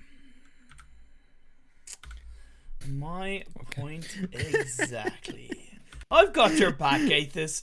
I've got your back. You know, I'm not gonna... Hey, ImPERium is just he's just a I'm big just simp. Like we've known each other for like years and years, and literally just like siding with other people against me. Like, how dare you, ImPERium? Okay, there you go. I see how it is. And I think I was right on my questioning of the lack of proactive play from AVerMEdia in 3rd place, because when they did move down that hill, you know, Bloodline and World of Wonder had already moved in, and they were able to focus on AVerMEdia. So I think it was a great idea. It was really nice positioning coming out from that side, because the East is normally fairly unoccupied, but you still got to be aware that your positioning in Sanhok, more than any other map, comes down to how aggressive you can be to control that area and suppress teams around you. And yeah, they only got 4 kills, so I definitely think they could have been more aggressive. I think they should have. But like, I remember in the past, right, we had like a best friend forever, the old team best friends forever, that were actually able to survive himself a chicken dinner on Sanhok because they held on to a very similar circle on the eastern edge. So it really shows that the high ground position was great. After the circle did go over to World of Wonders, which does make things a little bit tricky. That's why we want to hold on to the smokes. If it works out good, you can smoke road over. That's what Bloodline tried to do. It did reward him with a 2nd position. Overall, this game of Sanhok, other than the fight in Cowl, there was really weird, and you don't see that happen all the time, and also the weird drop from Blaze in the early stage. I think this was a pretty solid Sanhok game. It really was indeed. And of course, off the back of what was a relatively normal circle for Sanhok, just focused on the mainland. There was no, of course there was some hard shifts, but it wasn't really, you know, including any of the other islands, including the water. It was just all that mainland area. So look, on that note, giving you the list of overall standings of this game. World of Wonder getting the chicken dinner with 9, 10, 11 kills to finish off their game. Bloodline in 2nd with 4, 5, 6, 7, none coming from Athis. You had AVerMEdia in 3rd with 4 kills. You had Umbra in 4th, consistent with 4 kills. You had Blaze in 5th with 1 kill. And off the back of them losing 2 players early on, that definitely wasn't a bad way to end the game, although definitely not what we want to see from them. DreamEaters in 6th with 5, 6, 7, 8 kills. You had Headquarters in 7th with 4 kills. You had Old Team in 8th with 1 kill. You had SNAKEsquad in 9th with 2, 3, 4, 5 kills. You had Unicorn the Love in 10th with 1 kill. 1, 2, 1, 8 in 11th with 6 kills. Arab GSG in 12th with 0 kills. Don't know exactly what happened to them, but they definitely didn't have a good game. Polarize in 13th with 4 kills. You had, again, I totally forget that THM tag name. I feel bad, but The Monster. The Monster, there you go. The Monster, which has actually Vito, I believe, from former Cream Esports in their side, if I'm not mistaken. Non-stop in 15th with 2 kills. BeMyLoot in 16th with 0 kills. And FastPay Wildcats in 17th with 2 kills. So on that note, once again, gonna go for a quick break for you guys. But we'll be back for Game 3 in Vikendi in just a few. Don't go away.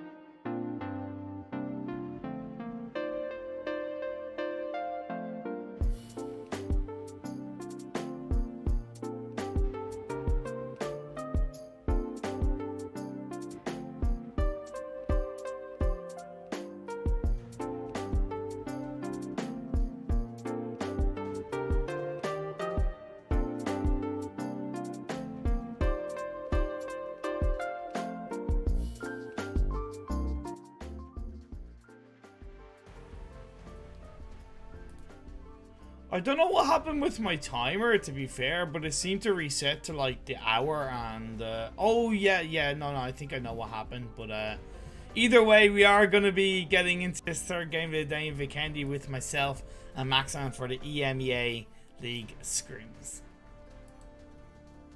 I was about to really not unmute myself. God damn it, look how the turntables.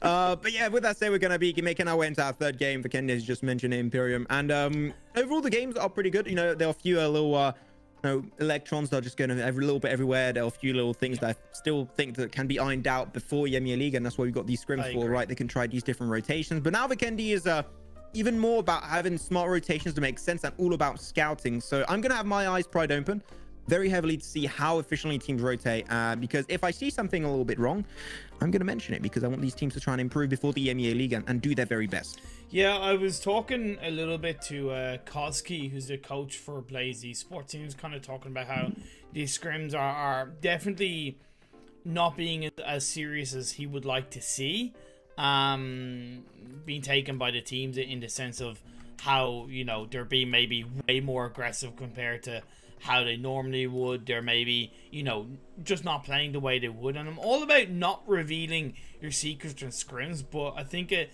hurts not just yourself but every other team when you are, you know, when you're not taking the scrims maybe as seriously as you should be. Yeah, you can maybe do that on, like, you know, closed scrims that don't have a broadcast, but I think that on, you know, I don't know, you come down different types of mindset. Yeah, I don't have too much of an issue with it. But with that said, the plane is very high in the sky.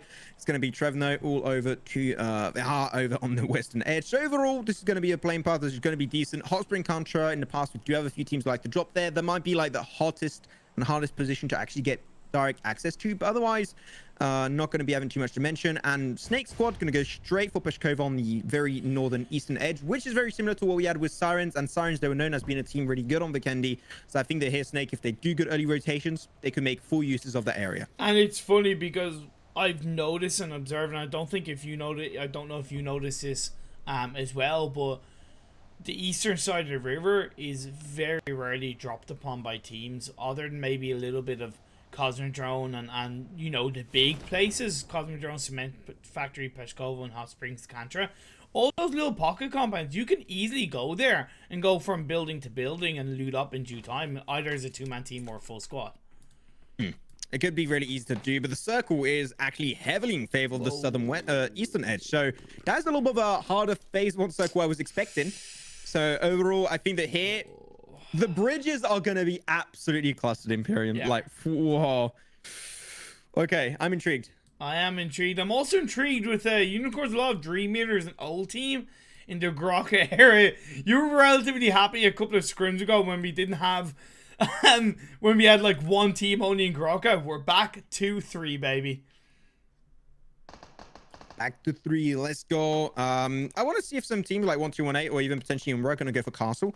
I think it's a good temporary drop. I think it could be completely valuable for them to go for. We'll try and keep that in mind. It seemed like Blaze going to be popping up into the kill feed up there for a little bit of a fight early on with Alliance. And they're going to be finding themselves their first kill. They caught out Alliance on the rotation into Cement Factory, and they kind of paid the price. So, yeah, also just seeing Grokka in general, like... That's A what I lot was of a weird talking about. one. You said you just mentioned it. Yeah, but I think that this is very intriguing to see. Unicorns of Love, they are just going to be recommitting to it as they did in the past when they were still known as the little boys of UDR Killers. Now the big boys of Unicorns of Love. But DreamEaters trying to contest their area away. But is this something that, like, you said these things might not be happening in EMEA League. This is one thing that I'm almost 100% sure will not be happening in the EMEA League. Definitely. And again, I just can't help but think, like, you're only hurting yourself if you're kind of fully committing to this one compound. It's okay to disengage and give that drop spot over to another team. And if you train for that, because we all know outside of the circle, where you drop is where the starting point of your rotation. So your drop spot is so much more important than you think. Because if you plan your rotation from a normal drop spot and you suddenly change somewhere else at the last second, it does make it a little bit harder to adapt. Oh, here it is. The rush of Matic's going to be happening on Nano. Unicorns of Love going to lose their first player. Going to look for the second one onto Pocus. Pocus going to be jumping out from that door. Matic trying to run away, but not in time. But oh boy, he's ready to re-engage. And I don't think the Pocus had time to reload fully. Jumping on through with a Thompson. That's going to be the double knockdown going over to the DreamEaters team. And Unicorns of Love kind of falling apart. Sandra and Natch is still alive in this one, but because the double flush happened, is there a reason for them to commit to this fight? Not really. Might just be the better option for them to run away. I don't get why there's such a disconnect with the Unicorns of Love side as Nacho does get spot out and confirmed, because Pocus shouldn't have gone for the re-engage if he didn't have the support from Sandro and Nacho, whereas Sandro and Nacho just seem slow to respond, and now we're seeing them getting taken out. It's a 3-man of DreamEaters onto Sandro. He's going to try and make it happen. Sandro for himself one. Going to be switching over to the DBS, and he's going to be burning down because of that Molly. Going to pick up for the shots, but the DBS first shot does not connect. And that is going to be it. See you later, Alligator. Unicorns of Love out in 18th. Yeah, I definitely think a miscommunication from Unicorns of Love in my eyes. Pocus, you shouldn't have gone for that counter knock if you did not have the support of your team. He ended up getting knocked, and then Nacho was just... Again, maybe there's that lack of synergy building, right, that we do talk about that is so important. And he got knocked down, then Sandro's left on his own. Bam. The end of Unicorns of Love. You were talking about 1218. They could get involved. They're avoiding Blaze. They know that Blaze like a drop there, so they're making their way onto the bridge a little bit down south. And they're doing it early. I like it. They're doing it really, and I think it's definitely going to be working really good. 1218 looking potentially to make it through Cement Factory. I would love to see teams going for the mountain southeast of Cement Factory. We talk of this area is so good for scouting early on. You got a lot of rocks. It's super easy to not only scout, but also peek from to take some shots aggressively. So I would like to see some teams, maybe 1218, maybe Alliance, even potentially SNAKEsquad, but use that position and make really good use of it. Non-stop are going a little bit too close to a couple of teams on their rotation towards the western center of this map, but they are of course able to avoid World of Wonder. The side of Team 18, that's going to be BeMyLoot. They're under a lot of pressure, at least Andy is anyway. Gonna be very close over here. Unfortunately, yeah, that shot comes out. Zessie, great nade from his side. World of Wonders taking ownership of the vicinity.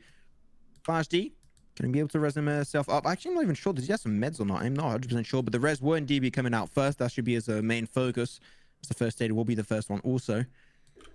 Early, you got to keep in mind, they got 2 other players up here. They're going to put somewhat of a sandwich position of World of Wonders, and I think now they got wind of information of where the rest of the players were, so they don't want to really stand here. They've got a full Sunday on one fight specifically.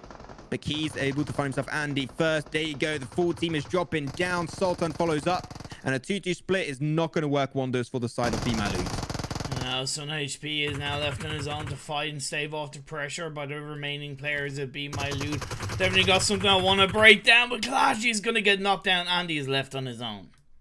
Yeah, all in the hands of Andy, and unfortunately he's got himself that smoke. It's going to buy him a little bit of time. The Molly player will be coming on through to make sure no one else can push up, but that's making him extremely vulnerable to not bullets but grenades. And I think the here for World of Wonders do go for a little bit of a sneaky grenade through the window. It could be huge. I say that the Mollies, the grenade come out, they're going to be spreading a little bit. Oh my god, the spread ImPERium! How did he connect that Enjoy? Greatly done, and that is the issue. When you're playing in the attic, one Molly on top of another will make the Molotov spread, and that will be the end of BeMyLoot in 17th. So the thing I have to speak about with BeMyLoot, I don't get why the other 2 players that were on the opposite end decided to rotate on Zima, because they had the surprise element in theory, because the members of World of Wonders were moving down the hill towards the house, but the second they heard the EMEA, they instantly turned around and focused on the 2 players up there. Whereas the 2 players down by the house, they were in no position to counter World of Wonders. 2 players upside, got taken out, and that was the end of them. Definitely poor from BeMyLoot. Umbra clashing versus 1218.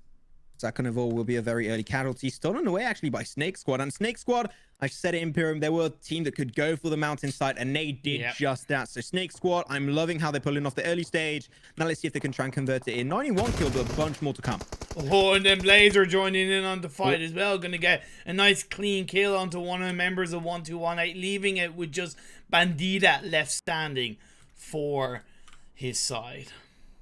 Yeah, they're very clustered together, but that's completely okay.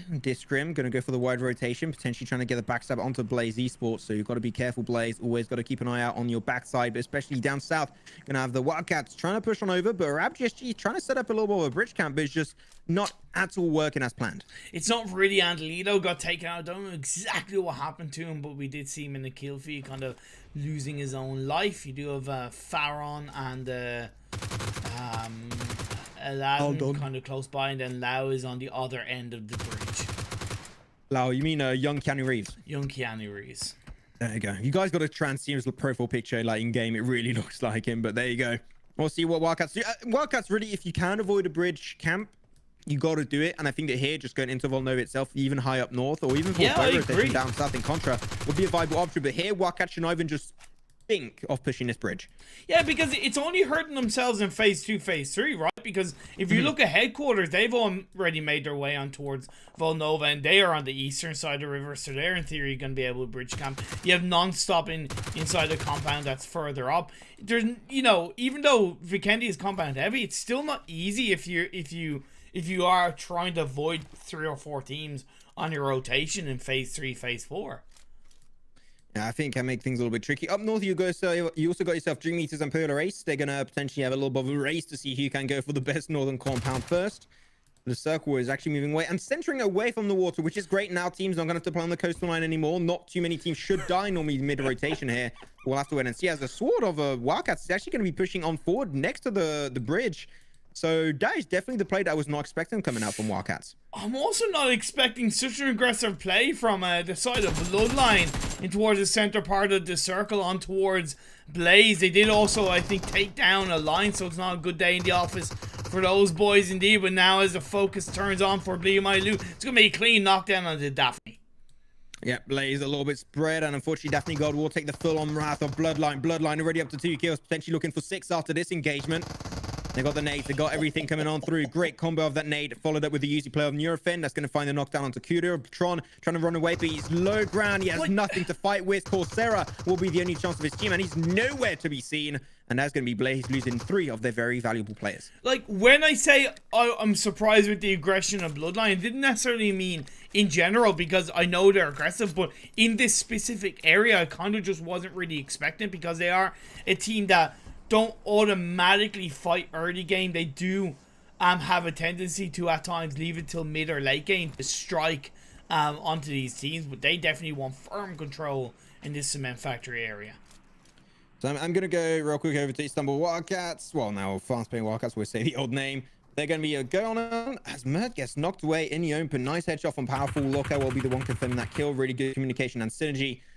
The Wildcats going now for a 2-1 split. Not really what they were expecting. Unfortunately, they really wanted to force crossing over a bridge, and I think that here headquarters didn't have time to set up a proper bridge camp, which did allow them to make it through as a 3 out of 4 success rate.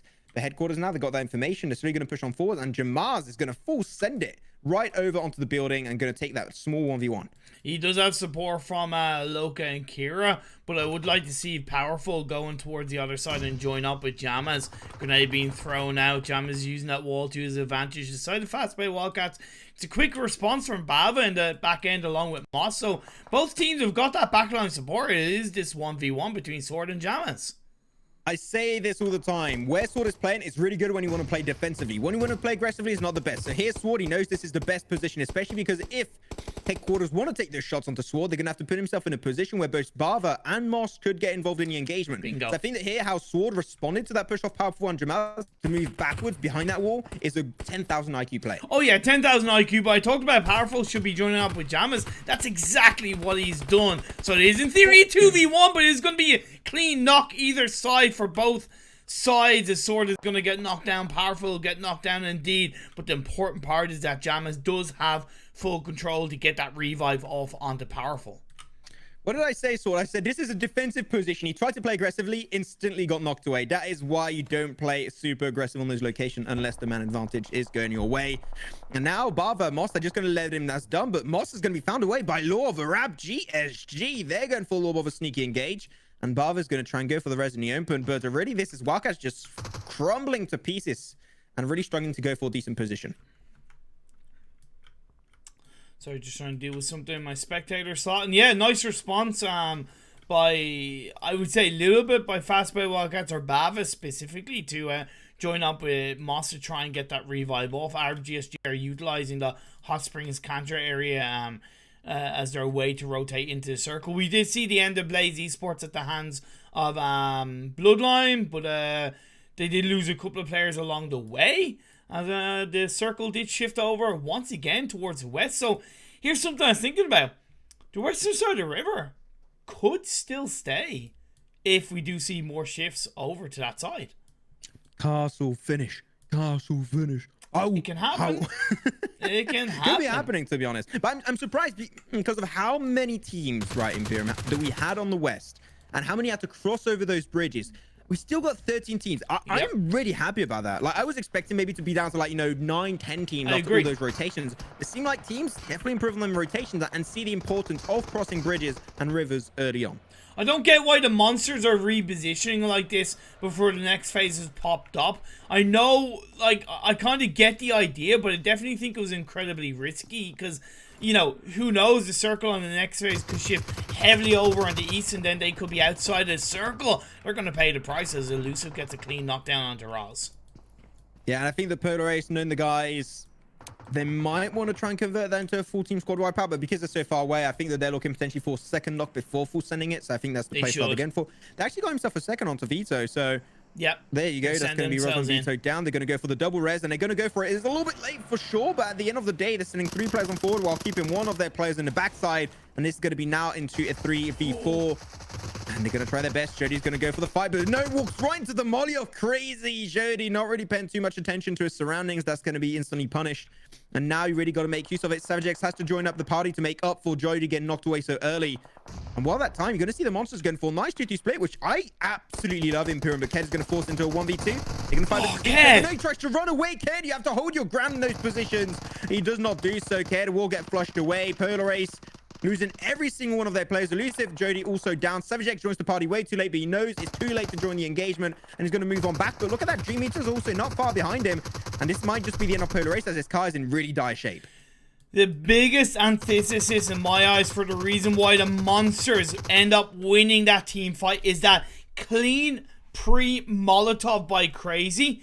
It was just perfectly placed and knock down Jody. We know how strong Jody can be and how effective he can be in team fights.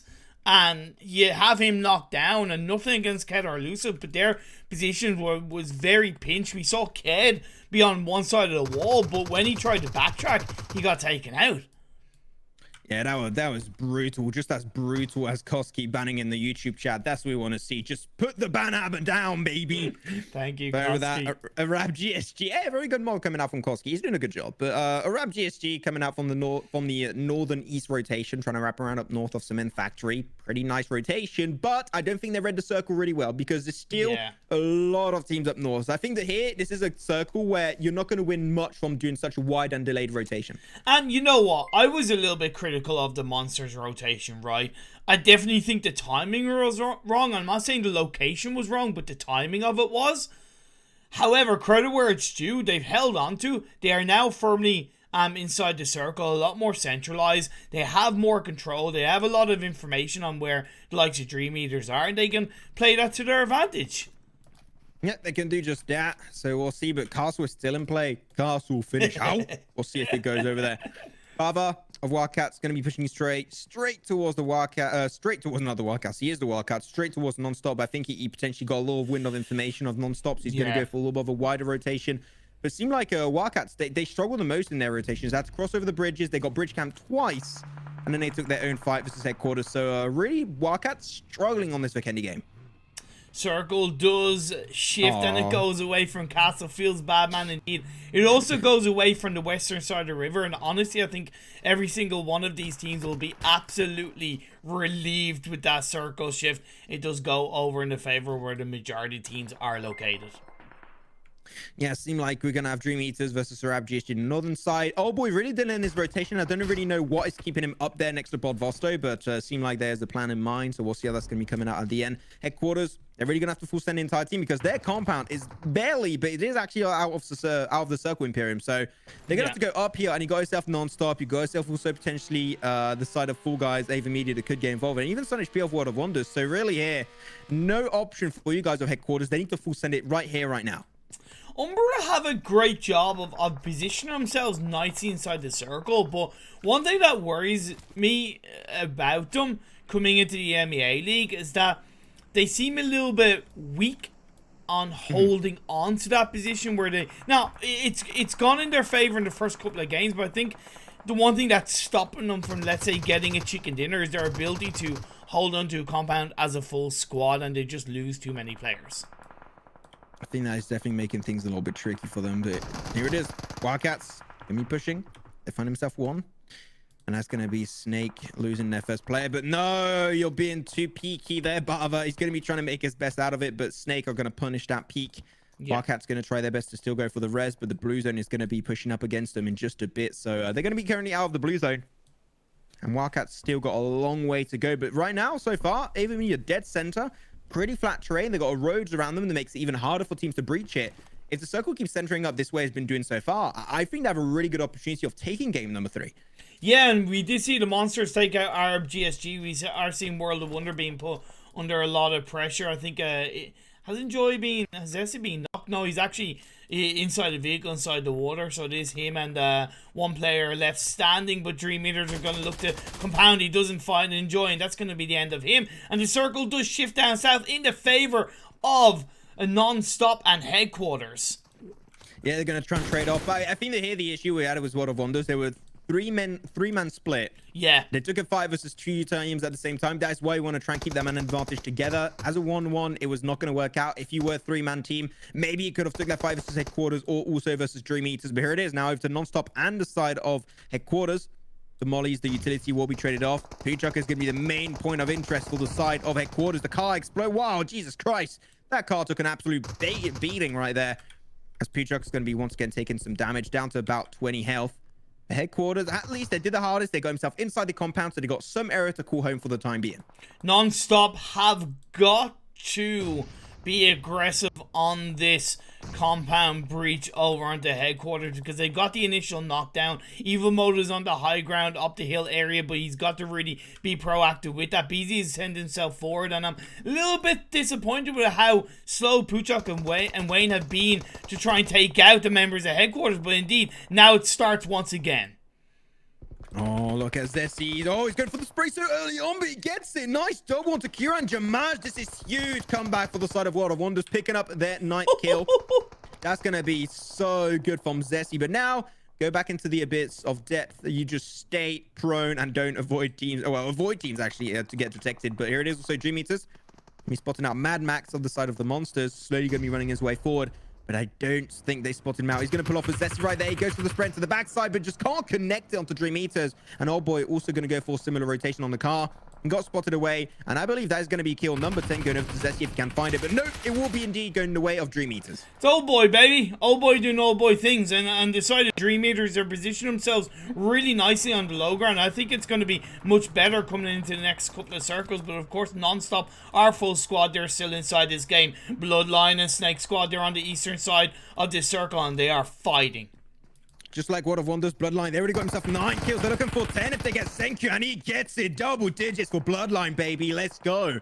This is already a really good day for Bloodline ImPERium. I think we can both agree 2 second positions in a row, and they're looking potentially for another one. Top 6 minimum for them, so they're looking great. But unfortunately, top 6 is all they shall get, as the blue zone is going to be a little bit overwhelming for the boys of Bloodline. Oh, Moss is able to just get away from this blue zone, and he's going to be able to look to kick off a first aid kit to try and keep the game alive for himself. Non-stop taking control somewhat of the southern part of the circle, but it's high ground, right? And in my opinion, they're definitely at risk of losing this game if they don't take more control inside the circle, because 2 of their players are outside of it right now. I'm very surprised that they actually forgot about Zessie, the last player of World of Wonders. Like, he eliminated 2 of the players of the headquarters that were currently breaching on their compounds. I think that they might be putting too much of an emphasis on AVerMedia and also DreamEaters, and just not too much on where the other player could be. Oh, it seemed like they had the information. Then I take that one back. World of Wonders out in 4th position, still 9 kills and 4th. That is a very strong performance, potentially even their strongest performance today.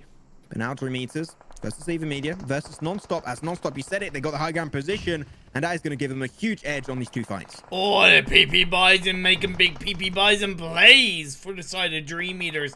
Now just 2 players left standing as EvoMode looks to flank around. He might be able to find the members of DreamEaters. He prones down trying to find Matic and Old Boy.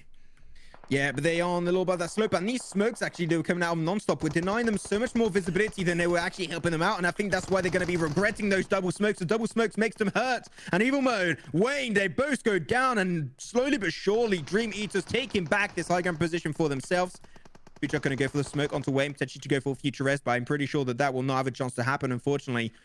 As slowly, BZ went for a really wide rotation outside of the circle. I don't know what his game plan is, but he's not making much of an influence for his team. He's really not indeed. That's what I talked about with Non-Stop, right? We'll have to see how it does play out in the overall standings of this game. As a KO is going to get knocked down, it's going to be Lombard, last player standing for AVerMedia. All the while, the revive is trying to be executed by BZ onto Wayne. Birdjock found a way. BZ going to go for Wayne, as just said. Very soon, I think the Matic will be the one to be able to find that one. They're on a little bit of a slope, a little bit on the lip of the hill, so I think he should be okay. He's going to be a 1v2. Matic will potentially go down. He's in the smoke so low, but he's able to survive by the skin of his teeth. We did also see ourselves AVerMedia get eliminated in 3rd position. 12 kills so far, going over to DreamEaters. They might be looking for 15 if they can find himself a bunch more. This is a great game to see, with the circle going back in the favor of DreamEaters. Now it's going to be Non-Stop. They have to push away. Wayne went back inside the building to heal up. This is looking like a DreamEaters chicken dinner, ImPERium. We'll have to wait and see. In theory, Non-Stop can try to prone and snake on the lower ground side, but still not going to be easy, as DreamEaters have grabbed a firm grasp and control of the circle. And even look at Old Boy. Old Boy's kind of recognizing this and going, okay, I need to get a little bit more downhill so I can get any kind of information on a rotation by Non-Stop. I think this is a really good idea coming out from Old Boy, and also Matic and Meku. They're both going to be making full usage of that high ground position. Wayne is having a similar idea, but unfortunately, Old Boy was a little bit quick on that rotation, so he has the control. He has the lip of the hill for himself. As Bazy is going to potentially get a few smokes towards him, where he's going to deny more information away from him than anything else. But Old Boy pushing even potentially on the outskirts of the circle. A little bit risky, but it's rewarded with that knockdown onto Wayne. Now you've got to put your focus on one player. That's going to be Busy, trying to fight back as much as he can, but no, he can't do anything, baby. And game number 3 will be going over to the man himself. That is going to be for the DreamEaters squad. Like, oh man, just so beautifully calculated by DreamEaters. That low ground position, right? I talked about it. When you're in phase 5, phase 6, being on the low ground is nearly always more beneficial. Of course, whatever position you have, if you don't use it to the best of your advantage, it's going to hurt you. But DreamEaters just played that position, played those rotations absolutely perfectly, and they only moved uphill towards Non-Stop when they knew they could, when they knew they had control of the circle and of the rest of the teams, whereas Non-Stop, they were just a bit too slow, and they didn't recognize that high ground, that late stage of the game, it ain't a good place to be, my friends. Yeah, it was risky to hold on to. It was super hard, and especially, I gotta say, the smokes coming out from Non-Stop did not help. Like, they really just didn't. It denied them visibility on DreamEaters. Then you saw yourself Matic, you saw yourself Oh Boy. They were just sneaking up there, and they could just afford to do so because those smokes are actually helping out DreamEaters way more than they were actually helping out the side of Nonstops. I think that his smokes, you know, just like a good old wine, you can have some, but just be careful when you use them, okay? Because too much sometimes can bring you a little bit more trouble. Yeah, and it's the kind of thing where it's like, it's not even just it's not even just about the smokes, but it's like, you know, if you're just throwing the smokes out blindly, you're giving more information over to the opposing team. But if it's a calculated smoke where you're able to play around that with your current position and what you're able to do with it, then it's absolutely perfect. So I think there's something to be said for that. Still a good game by Nonstop, don't get me wrong. And again, they're a non-EMEA League team, so credit to them in this kind of lobby. They picked up 5 kills, but DreamEaters only starting with 3. Like, we've seen DreamEaters perform really well in previous PMCL. We've seen DreamEaters perform relatively strongly in PMWL, and they perform pretty strongly in the full split PMCL. But are we really seeing a very heavily evolved team with the addition of Old Boy? I think they're definitely improving a lot, right? Like their team, like they got picked up, like, you know, by an org. So it really shows that also, like, they got that also their backing, which is really good to have. But overall, I think the DreamEaters have been improving a lot. They were not the team like picking up the big chicken dinners or anything like that, but they were consistent in how they played and how they took kills, how they took fights. And I think that deserves a lot of respect. And that's the type of play style that on a long tournament over 10 days of play, yeah, that is going to be very rewarding to play like this, because even though you're maybe not the team to get those very flashy numbers and everything, you get those good performances every once in a while that spikes you up in the standings. But overall, if you hit a good average the entire event, which is what I think DreamEaters can do and perform, then I think they can literally take the entire series. It's definitely something that's starting to impress me more and more. It was an interesting game. There was that threat of it moving over to the western side of the river for a surprising amount of time. I also like the fact that SNAKEsquad got the high ground area in the early parts of the game. However, the amount of teams that did go to Cement Factory did surprise me. So I think that was the biggest asterisk of this Vikendi game in terms of compared to what we might see in the EMEA League.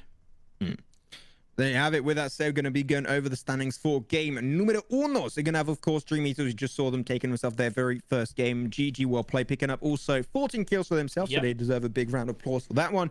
Nonstop in second position with a juicy 5 kills. 2 for Wayne, 1 for Pichuk, and 2 for Evil Mode. BZ, big L. No kills for you, my friend, but that's okay. Gonna have also AVerMEdia in third position with 2 kills. A little bit more passive. You know what? They tried to hold on strong to the edge of the circle. They were always playing edge of circle, which on Vikendi is decent for the early rotations, but late game is just not all that valuable anymore. World of Wonders picking himself up a juicy 9 kills in 4th position. They're going to have Wildcats in 5th. 6th position will be for Bloodline. 7th will be for SNAKEsquad. And 8th position will be for the Monsters, with actually a lot of kills going away. Got 3 for Vito, 2 for Roz, 1 for Mad Max, and 2 for Crazy. That is some really good kill counts for a team that went out in 8th. Yeah, no, definitely impressed with how the Monsters played. In 9th place, you had Headquarters with 3 kills. You had 1218 in 10th with 1 kill. You had Arab GSG in 11th with 0 kills. Again, not a good day in the office for Arab GSG. You had Umbra in 12th with 1 kill. You had Polar Ice in 13th with 0 kills. You had Blaze Esports in 14th with 4 kills. You had Old Team in 15th with 0 kills. You had Alliance in 16th with 0 kills. You had BeMyLoot in 17th with 1 kill. And you had Unicorns of Love in 18th with 1 kill. One thing that I'm kind of noticing is that it was somewhat top heavy with the kills, right? As in not too many teams in the bottom kind of 4 or 5 picking up any more than 1, maybe 2 kills.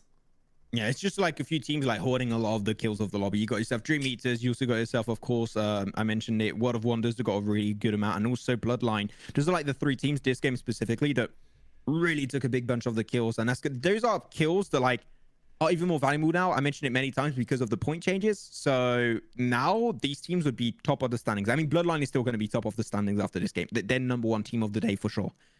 Yeah, 110%. So look, on that note, we're going to go for a bit of a break, guys. To be fair, don't know when I'm going to be when We're going to be back for the last game because I haven't got the room codes, but when we do, the timer will be updated and we will be back on your screens, hopefully within 5 to 6 minutes. Don't go away. The last game of the day in our angle is coming up.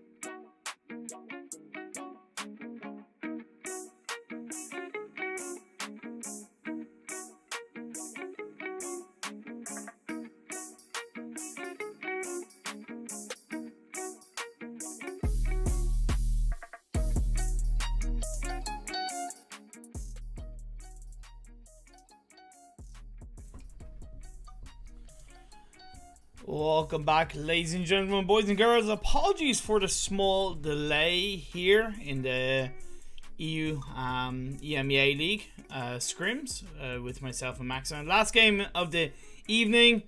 Took a little bit longer, but we are going to be getting into the mix in just a few short minutes or whatever. In a few short minutes. Yeah, sorry for the little bit of delay. I had a little bit of an issue on our end, but it seemed like everything is okay and well, it fixed. wasn't our end, but just in terms of getting... I mean, on the Pro Uscrim end, there was there you go. We're a group. We're all together in ImPERium. Out. True. Pro Uscrim going out. Oh my god, stop saying that so much today. No? Ow. No. Ow. But yeah, so anyway, quick recap also of the chicken dinners in case you guys maybe joined the stream a little bit late. You want to see exactly who the hell won these games. Game number 1 was won by SNAKEsquad. It was over on the Wrangle. Then we had game number 2. That one was played on Sunhawk and actually won over by, if I'm not mistaken, it was World of Wonders. Esports taking himself that second game on Sunhawk. Then game numero 3 that just ended a few minutes ago. That one was played on good old Vikendi. Yeah. And was won over by the side of DreamEaters. So really good job from all of these teams playing on 3 first games. The rotation have been clean, and I think that we've seen DreamEaters really stepping it up recently, and really can't wait to see what they can perform, how they can perform, and what they can bring to the table into the EMEA League. Just in chat, thank you very much, Koski, for being the best mod EU and calling Femme Fatale out for being a Karen. Well, she just complains looking for a refund when it's completely free for your viewing experience. There you go. I'm gonna call her Karen now. That's all she does. I'm gonna call her Karen. Easy. There you go. I'm gonna send her a DM right now. Actually, call her Karen. Yeah, you should send her a DM. Just call her Karen. Because legit, just a few seconds ago, I sent her because she was saying something. I just said K, and she said, "Don't K me." I was like, okay. Karen. Okay. Yeah. Okay. Karen. Okay. So we are loading into the map. We're getting into the game in the next 35 seconds. Heading on over back to the hollow grounds of Wrangle for the last and final game of the day. And hey, look, you know, I'm hoping that we do see shades of what we saw in Vikendi of not having too many teams go out in the early parts of the game, where we do see maybe a little bit more normal late game situation for most of these teams. I'm hoping to not see the same drops in, what was it, Shelter and Prison. That one was a little bit weird. I'm hoping to not see as many teams fighting in School, especially. I think BeMyLoot could try and go for a secondary drop location, which would be a little bit of a valuable option for the long run. There we go. Playing path going to be from Northern George Pole all over to the side of Novo in Southern North Island. So overall, this is the better playing path we had all day, I believe. Like, it's straight down the center, looking really good in the diagonal axis. So everyone could literally get their dropping location under control instantly at the start of this game. Will we see 4 teams once again heading towards George Paul? We had FastPay Wildcats, DreamEaters 1218, and the Monsters in the first Wrangle game. It definitely set up and easy for them to do that.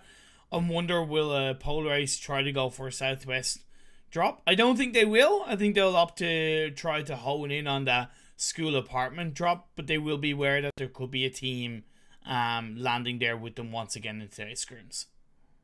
Could be the case. Of course, you know, you're going to have the good old boys of Alliance going straight for Severny, so that's not going to be changing. Seems like DreamEaters will be having the solo ownership of Northern George Bowl, so they're going to be able to take all that loot for themselves. Wildcats are going to be going elsewhere, unless they're not in lobby, which could also be the case because you don't have 18 teams. You only have 17 this time around, so I think there's one team that did not join. Who that is, though, I do not know.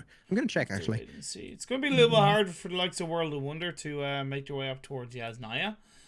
We do decide a SNAKEsquad going towards Rozhawk with Umbra, utilizing that kind of mix between Runes and Watertown. So Unicorns of Love are the team that's not here. Oh, wow. Okay. Well, they're not here for game number 4. Okay, fair enough. Seemed like they wanted to have a break. Okay. Have a kicker. FastPay Wildcats have opted to go for the Milta drop spot as opposed to the North Georgian.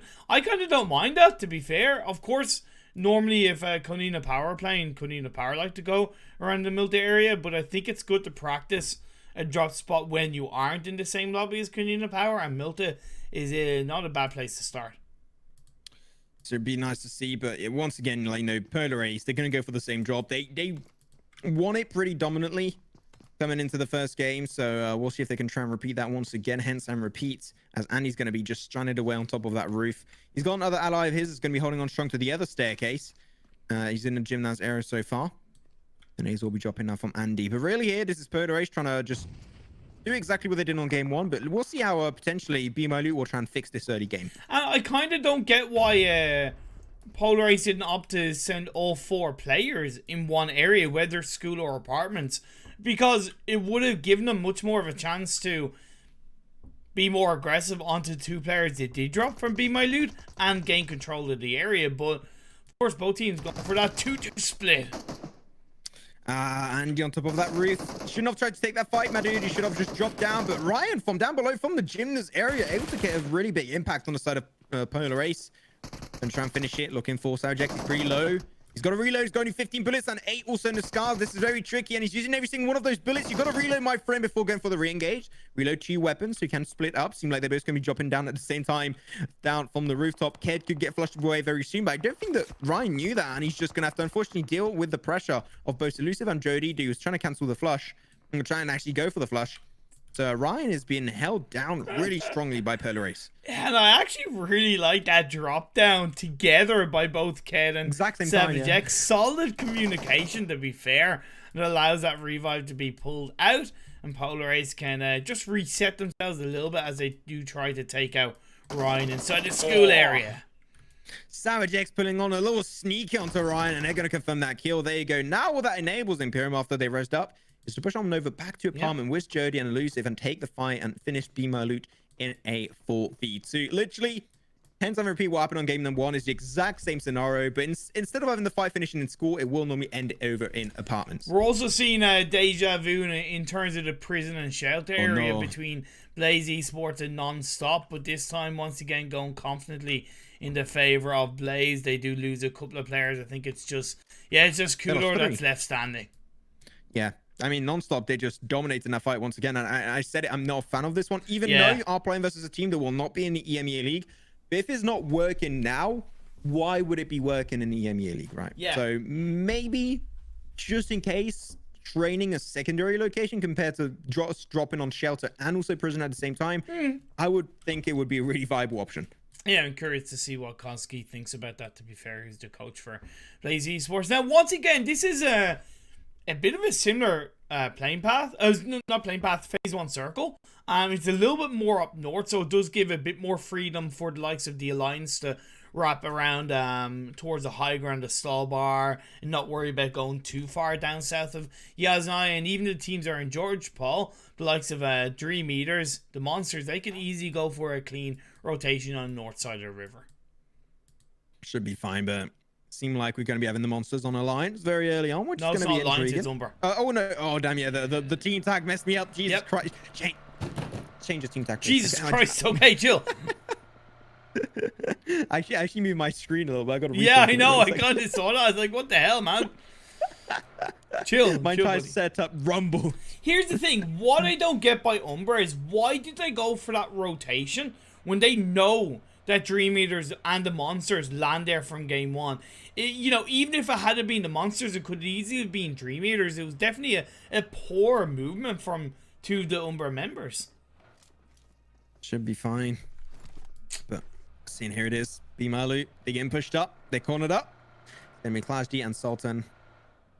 I think that here nades of Savage X is going to be coming out. Sultan sees it, down to mid HP. He's got himself a first aid and 10 bandages, so he should be okay to heal up, but a second nade will not make things all that easy. And he also got himself elusive on top of the roof here, and he's going to be dropping down trying to get a sneaky angle right behind them. But unfortunately drops one extra level, which was not really the main idea. BeMyLoot still cornered in this building. No way to jump away from this one, especially because Savage X is holding the angle from the other side. Here it is. Early shots will be coming out. Sultan will be suffering the wrath of Polar Ace really early on. They got no utility, and Molotov would legit buy them so much time with just a smoke. The Ked will drop down. He's trying to go for the sneaky window play. Jody's going to be going for the re-engage also. Seem like Sultan wants to take control. They're going to be pushing out. They're going to be reversing the engagement onto the side of Polar Ace, hitting so much goddamn damage. But the knocks will not be coming through, unfortunately. Jody will survive the encounter. I don't get why Jody moved into the same position that Ked got knocked from. He took a chunk of damage. Why would you do that? It's kind of like it's rinse and repeat. Nah, definitely a poor mistake. And now we're going to see a team looking to third party this, Max. Yeah, there it is. They want a piece of it. I think that's a very early third party. I think that normally teams would take like a little bit of a slower, chill approach to make sure that the fight is over and then the team's hurting. But like, they did it so late that I think the SNAKEsquad are not really in full control here. Like, they're definitely not. Because they also got one of their players that's really far away from this fight. And that's going to be actually El Chapo. Here it is. They're going to be pushing from down below. So now Polar Ace in a really big sandwich position. Maybe jumping from the windows would be a decent option. Yeah, they can disengage away to one of the other buildings. Let's be fair. Leaving the side of BeMyLoot to deal with SNAKEsquad. But of course, disengaging away is easier said than done, as Ked does indeed want to find a knock onto Marshall. I called the window play, and they're making it happen. But Bloodline through the window, trying to do his best versus Polar Ace. They're losing one, and now on second, Polar Ace dropping like flies. Elusive, literally down to 1 or 2 HP. They're just holding on by the skin of their teeth. And he will be going for the little for the little heal up inside of that building, but I think he's going to get pushed up eventually. Bladenox is extremely low. Will not have time. He'll have to cancel that first aid kit. Going to go full orb of utility also to survive it. Polar Ace landed the surprise factor, but I think they just oversent it. Oh my god, how do you survive that, Elusive? Going to go for the secondary spray, but there you have it. SNAKEsquad taking control and eliminating Polar Ace in 16th position. And now we're going to see Kaji and Sultan try and deal with this. Look at Sultan's position. He's somewhat swinging on the edge of this window. Maybe looking to pull out those spidey senses on the SNAKEsquad. God damn, we got some action also happening next to boot camp. It's going to be next to the good old Everest area. That's going to be the Monsters. You know, suffering a lot from this rotation, and 1218 is going to catch them out in the open. Mad Max will get roasted up, so they're not down completely, but unfortunately they're also showing themselves up to DreamEaters. They're north of their location. That rock will not be any valuable option for them to play around. And oh boy, he spots it out. He goes for the DP28 spray. They're trying to run away. Roz will drop first. And Mad Max will find decent coverage behind that car. But that car, I believe, is on the brink of exploding. But not going to have even need to explode, as that's going to be them going out. 1218 picking up the final kill. And then we are also seeing a fight between Bloodline and AVerMEdia. Definitely want to give a little bit of focus to AVerMEdia because they haven't really had the best of days in these first 3 games. But let's see if they can make it count against the side of Bloodline. AVerMEdia moved in from the Milta Power area. Bloodline moved in from the Lipovka area, and they're clashing on this phase 1. What the hell has been happening since game 1? Like, it was more passive at this stage. Now they're just literally is full fighting, which, like, why? What's difference compared to the last game? It's not too much difference. And but North are gonna have Umbra and Alliance taking a big fight, ImPERium, and that's gonna be Alliance. Actually, still got Ruder in a 1v1 versus Vindex. Umbra, this might be the end. He's going to be trying to hide in the kitchen. Where's Vindex? Vindex is in the kitchen, and he's getting eliminated away. And that's going to be Umbra. They still got Packer. The res on PRZ is going to be slow but certain, as I believe that Ruder was a third-person perspective. Could peek it, but unfortunately, the information is not quite going his way. It's just him and Groy left standing for the side of the Alliance. If Groy can make his way down inside the vehicle, which he's looking to do, it's going to be a clean 2v2. Of course, time is being given over to the side of Team Umbra, so Paka and PRZ are going to be up to relatively full health. And I gotta say, I like the disengagement that came out from Ruder, because you realize that, look, if he stayed where he was, a grenade was going to really put him under a lot of pressure. Mansion is having a 5 of his own. That's going to be... Actually, no, this is not Mansion. Oh, no, this is the old Walmart. And now it's the sexy house that's been happening in Erangel 2.0. The Wildcats, they want a piece of this one. Mert got himself knocked in the field, so you're pretty sure they're going to count him out as dead meat. Now turn into a 3v3 versus non-stop. Busy's going to try and go for a little bit of a sneaky angle from the northern edge. And I think that here Bava is going to try and rotate wide to try and make up for that one. But overall, Busy is going to have a lot on his plate to deal with. Well, Puchok and Wayne already suffering this rotation from Wildcats. So if they don't really get heavily involved, Busy's going to be really taking his final 1v3. And as I say that, Wayne is going to be found away. Puchok left alone. The rest could still come on through. But it seemed like Sword and Moss want to take control of this building. Bava just sees Busy's going to look for the shots with the Vector. But of course, it only has 33 bullets in a clip. And they go fast. And he paid the price. That's a wrong gun for the wrong situation. Great shot coming out from Puchok, but unfortunately, only one knockdown is all they will find. He's going to go for the sneaky res in the smoke. Busy, where are you going, mate? You got to run straight for the building. Otherwise, your team will be toast. As Mert will be flushed away, will die because of the bleeding. So that's going to be it. Game over for him. Wildcats, the res on Sword will be found away. Puchok and Wayne, still, despite them getting knocked away, they can still give a lot of valuable information over. Bezzy in a 1v2. This is going to be very tricky, but as I said it, after he got that knockdown in the open versus Bava, he should have already been in the compound. He should have rushed it instantly. And Sword and Moss should know exactly or whereabouts BZ might be. Grenades being cooked up by BZ, might be looking to reposition. He actually takes out his own teammate. That's a bit of a feels bad man indeed. Okay, I don't think that's... I mean, if it does give you a kill, that'll be really good, but I'm pretty sure it doesn't. So, Yikes. you know what? Fair enough, I respect it. Busy gonna go for the jump shot. How the hell do you survive that one? That's a risky mother truck in play. The Sword also gonna go for a similar position, but I'm surprised, really, of how these two teams are holding onto the edge of the walls. That's going to be, as I said it, when you hold onto the walls, grenades are super easy to connect. That's going to be Moss going down. And Sword left into a sneaky 1v2 to find him out. And that's going to be non-stop coming out on top and eliminating Wildcat in 9. Hey, look, BZ might have made a mistake and kind of confirmed a kill onto one of his teammates. But at least he did something, and he made up for it, getting a clean kill along the way with another grenade and helping to convert that squad wipe. Overall, solid result by non-stop so far in this game, and we have seen Phase 2 shift quite heavily up north, Max. Look at that Stallbar finish. This would normally be a big alliance game, but I think they put a little bit too much of a focus of going down south, and I think that is really what brought them a lot of trouble. But AVerMedia actually going on to World of Wonders. Yep. They got Zessie pretty low. The flush will be found away. Bleak Snake could get rezzed up pretty easily for AVerMedia, but not only that, World of Wonders, they got himself another team right behind their location, and that's going to be Old Team, and they can go for a long distance third party. So World of Wonders in a very, very tricky position. Yeah, it's a tough playing on towards the hills of this Stallbar area, whether it's the north, south, east, or west of the Stallbar region, because there's always somewhere that's higher ground and there's always somewhere that's lower ground that is tough to really navigate. Here I'm seeing some things that I just do not like. Lombardo taking the fight away from his team. Enjoy 7, even though he's kind of stuck there, but he should be the rest of his team in from the get-go. But especially Lombardo, he's scaring me. So you got to wake up. Akayo's going to be very, very close by. Bleak Snake pushing in the open. Of course, you're asking to get punished away. Enjoy 7 finds that one almost instantly. I'm seeing just really AVerMedia just crumbling to pieces. The synergy is definitely not there. And World of Wonders, even though they are suffering this fight, they seem a lot more in control because they're trying to play as much as possible together. At least KO was able to help turn it once again in their favor, but it's going to be a 1-1 trade for now, leaving Sunhage to be the last player standing for World of Wonder.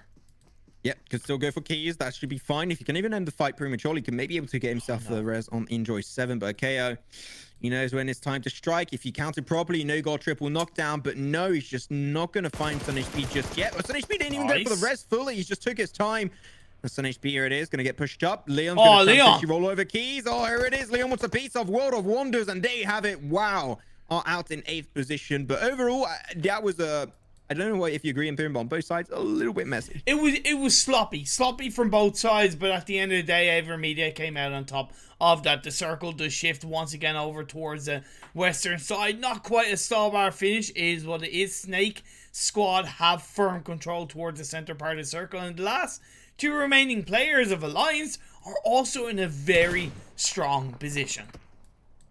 Yeah, I think they're doing really good overall. Unfortunately, it's a compound that as a 2-man team, being able to hold on to it is very, very tricky. Like, I think we can both agree on that one, ImPERium. Like, Yeah, what are you laughing at? Yeah. I feel sorry for AVerMEdia. Look at where they are. Where are they? Oh my god. It was a rotation based on the previous phase, but the circle shifted so heavily down the southwest. It's like, oh, fuck. Oh, frick. Here we go, family friendly over here, guys. It's fine. Please subscribe. Oh, no. Okay. But I think it's definitely, like, there are a few compounds that are still viable on more of the northern western edge. I think they can still play around a pretty decent amount. Also, what they can do is go on top of Stalva, scout from there, and then pull off your rotation. That could also be a viable option for AVerMEdia. It seems like they're going to go straight on the lip of the hill, straight towards SNAKEsquad. Yeah, and I don't think it's a bad idea that they're choosing to go a little bit more towards the western side of Stalva rather than directly on the hill. Again, it is a kind of big hilly terrain where there's always somewhere lower and higher other than if you're at the absolute top. So it's something that AVerMEdia will be aware of. Plus, with the playing path kind of being a little bit more central, not towards Stalbar, there's a higher chance that nobody's going to be on the upper north side of the Stalbar region, so they do have a clean rotation. I like the fact that Nonstop are utilizing the Yasnaya Polyana region to their advantage, as they are the only team on the southeast side of the circle. I just, when you think about it, we started off with 17 teams. Yeah, I know. Phase 3, I know. already are down to 7. I know. Like, what is this, like a speed run of PUBG Mobile? What's happening? I don't know what it is. It does make me a little bit sad when I think about it too much. That's why I didn't really want to mention it, because I didn't want to talk about it too much. Like, you know, if we had this kind of circle in the EMEA League, I guarantee we'd have 4 or 5 teams in Yasnaya Polyana simply off the back of the fact that there would probably still be like 12, 13 teams up. Oh my god. Very intriguing. It seemed like Snake, they were actually downhill, but it seemed like they want to actually push on AVerMEdia a little bit. They want to take that fight. Aldon's going to be spotted away. Gonna have to move a little bit further back, but AVerMEdia really suffering SNAKEsquad's reposition. Like, they're pushing hard on their location. Yeah, it was like the fact that AVerMEdia kind of maybe went a little bit too deep on the Stalbar hill, like deeper than I expected. And yeah, of course, I like the fact that they're kind of disengaging away a bit more, but nearly bit off more than they could chew. The side of DreamEaters, they're going to be on the western side. The circle does shift up. It goes back down to southeast. A couple of wild circle shifts, but DreamEaters can utilize the north of the river position to their advantage. There's not really a lot of positions up north of the river, to be like of the lake, should I even say the Yasnaya Lake? Yeah, when I say like the north, as in like the very like the tadpole tip, you know, the sperm tip, as I like to think of it as.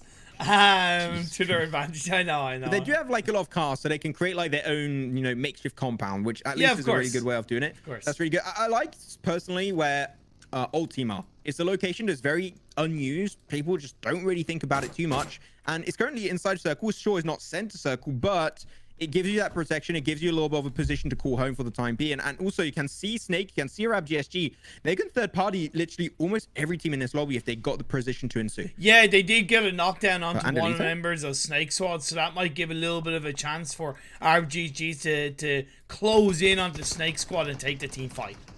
Andelito, why are you pushing this solo without the rest? Where's Aldon? Where's Law? Where's Farron? I do not know, right? But he's able to survive it just barely, though. That was a little bit skeptical, a little bit scary, I do have to say. But here it is. Aldon is going to be joining up. Chopper got the res onto Senku. He's back up with the first aid kit too. And now here it is. AVerMEdia, even though it was a little bit weird how they pushed their way forward. Now they're back as a full squad. This is the AVerMEdia that I want to see performing in these games. As Marshall really stuck in his position. He can't move away from it. This might be the time that you put a little bit of smoke just to make sure the Law can't shut you down on that off angle on your left.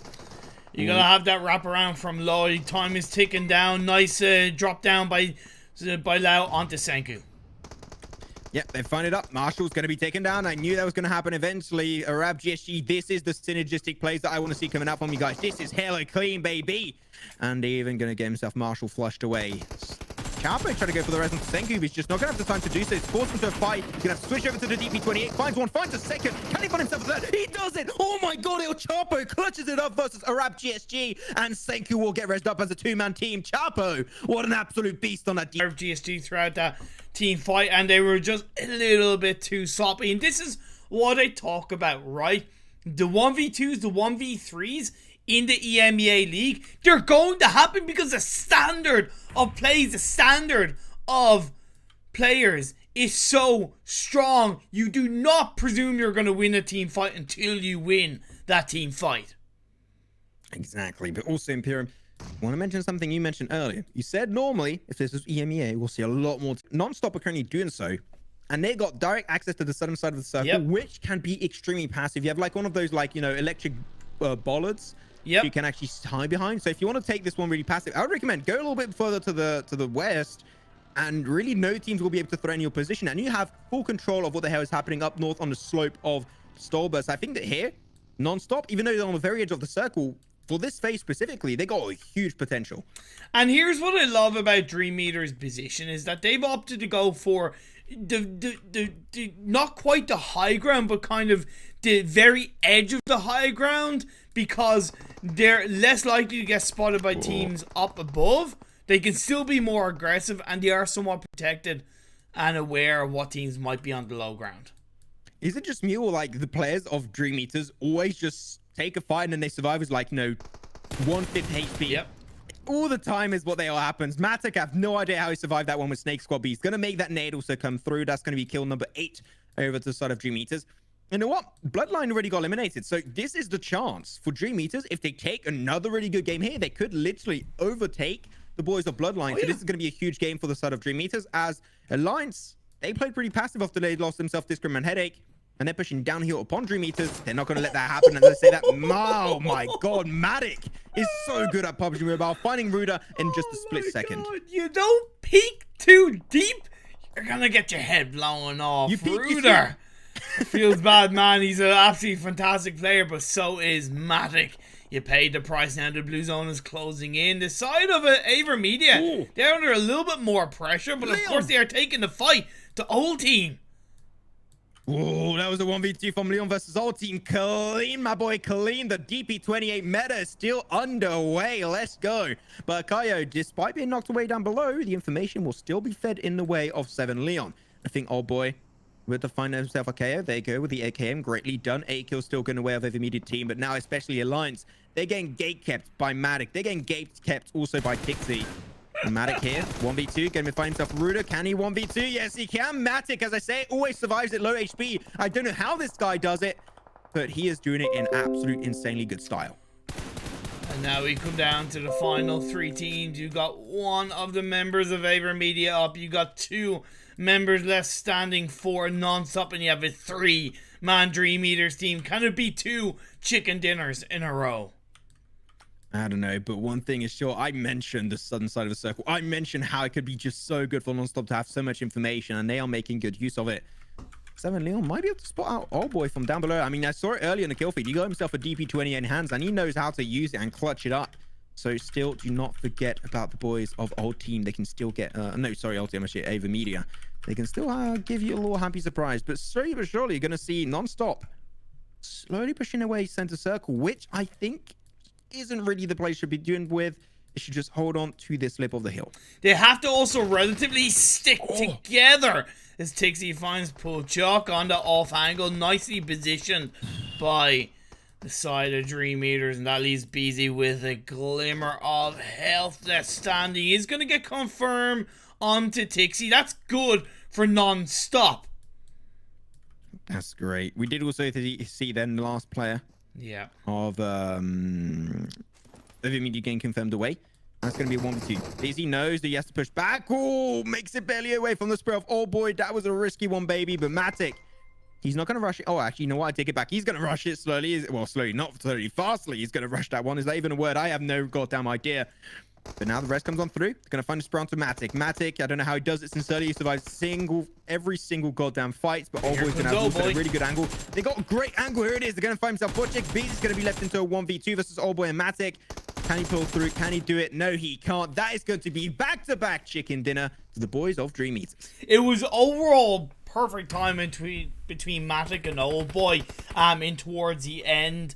Matic maybe went a little bit too aggressive, but he did prone down in time after taking a little bit of damage, and that small tiny distraction allowed Old Boy to use that high ground to his position to perk on top of the rock and get that knockdown onto Puchok, and then Beezy was left on his own. Old boy cleaned it up. It was a perfectly executed game from DreamEaters, and maybe a tiny bit sloppy from Nonstop towards the end, that they could have utilized that low ground to more of their advantage. But at the end of the day, DreamEaters just are so controlling when they have control of the circles. It was just clean. Like, I'm surprised though, because I did say that Nonstop, by being in the southern side, I thought they would have a little bit more control and pressure and directive on what the hell was happening to like DreamEaters, because they were playing on the slope of the mountain almost the entire time, and yet I saw almost no shots, almost nothing really coming out from the side of Nonstop. I don't know if they did or didn't have the angles. There were maybe a few trees in their way. Yeah. But I think that that kind of position upon DreamEaters, you should not allow them to go downhill in your vicinity. True. So I think that here Nonstop, maybe taking a little bit more control would have had a big influence for the long term. And even also Tixie had a huge impact for his side, even though he ended up going down. That flank position was just a time and space given, because he did get the knockdown onto Puchok, and that gave more time for DreamEaters to make their way down the hill. As I say, even though he got taken out, it's all about creating time, and it might not seem like much, but yeah, man, that positioning, it was just so core for DreamEaters closing out that win. It's very cool, but they have it. DreamEaters chicken dinner position, 8 kills going over to Old Boy. Wow. Very similar to what we had happen earlier for Athis of Bloodline. He got himself 9, so the kill record's still going to be 9 for Athis, but Old Boy looking really good to try and take that crown for himself. So good. And overall, they're going to be having just so many kills right there. 13 kills going their way. That's going to be overall 28 points in total. So GG well played to DreamEaters. I think that might put them up in #1 position. Maybe it's going to be Bloodline. I'm not too sure about that. We'll have to check it out. DreamEaters got 2 chicken dinners? They did, but Bloodline were consistent over 3 games. That's interesting. What I'm keeping in mind. So interesting. We'll have to wait and find out. We'll see exactly how this is going to be coming out. Then you're going to have yourself Nonstop in 2nd position with, for themselves, 8 kills. Going to have also AVerMEdia in 3rd position, which actually was surprisingly, like, you know, they got a good Sandhawk game. They got a good Erangel game to close it off. Seemed like they did find himself a nice little position and a nice little way to push their way into the circle. So that's going to be 8 kills also for themselves in 3rd. Alliance in 4th position, thanks to Jiroi and also to, I believe it was Ruda. Then you're going to have also Ultim in 5th position. SNAKEsquad in 6th position with 5 kills over to El Chapo. Really popping off in that game, finding that 1v3 with a DP28. So big heads up to him. Rab GSG in 7th, and then World of Wonders in 8th position with 3 kills. Yeah, FastPay Wildcats in 9th with 1 kill. You had Team Umbra in 10th with 2 kills. You had Bloodline in 11th with 1 kill. You had 1218 in 12th with 4 kills. You had the side of BeMyLoot in 13th with 3 kills. You had the Monsters in 14th with 2 kills. You had Headquarters in 15th with 2 kills. You had Polar Ice in 16th with 2 kills. You had Blaze Esports in 17th with just 1 kill. Again, it was just one of those kind of weird, you know, frantic ways of ending today's games, because what, in phase 3 we were down to 7 teams, Max? Or should I call you microphone Max? Okay, I don't know how. No, that's actually better, to be fair.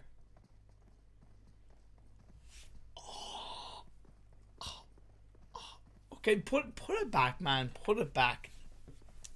Do you want to? So, what were the winners of the first 2 games?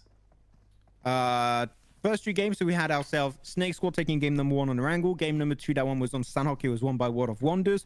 Then we had game number 3 coming around the corner. That was played on a Vikendi, and it was won by DreamEaters. And then we had DreamEaters again on the last game. Yeah. So that was it. Those are 4 games for you guys. Of course, thank you very much once again to everybody by tuning in, checking out the Scrims, supporting your teams, and supporting myself and Maxman. You please feel free to throw me a subscribe. Hit that notification bell so you know when I do go live for Scrims or for anything else. It is mainly Scrims that I do bring to your attention. Of course, throw Maxman a follow over on his YouTube channel. Max, what is it? Maxman30 casts on YouTube, and we're almost at 1,000 subs, so that means I'll be able to put the live scorings every single day, so that'll be awesome. But there's no hesitate to go and also subscribe to ImPERium, guys. Subscribe. Of course, don't forget to check out Pro EU PUBG Mobile on any social media between Instagram and Twitter. You can stay up to date on the results of the games and join the Discord as well. So on that note, it's going to be a new week next week from tomorrow onwards. It is the week of the EMEA League as usual. Much love and support to every single team that's participating. I can't wait to see what you guys are going to throw out there and get the final prep in. And of course, we'll see you all on the battlefield. Have a lovely evening. Have a lovely night. Bye-bye. Stay safe out there. And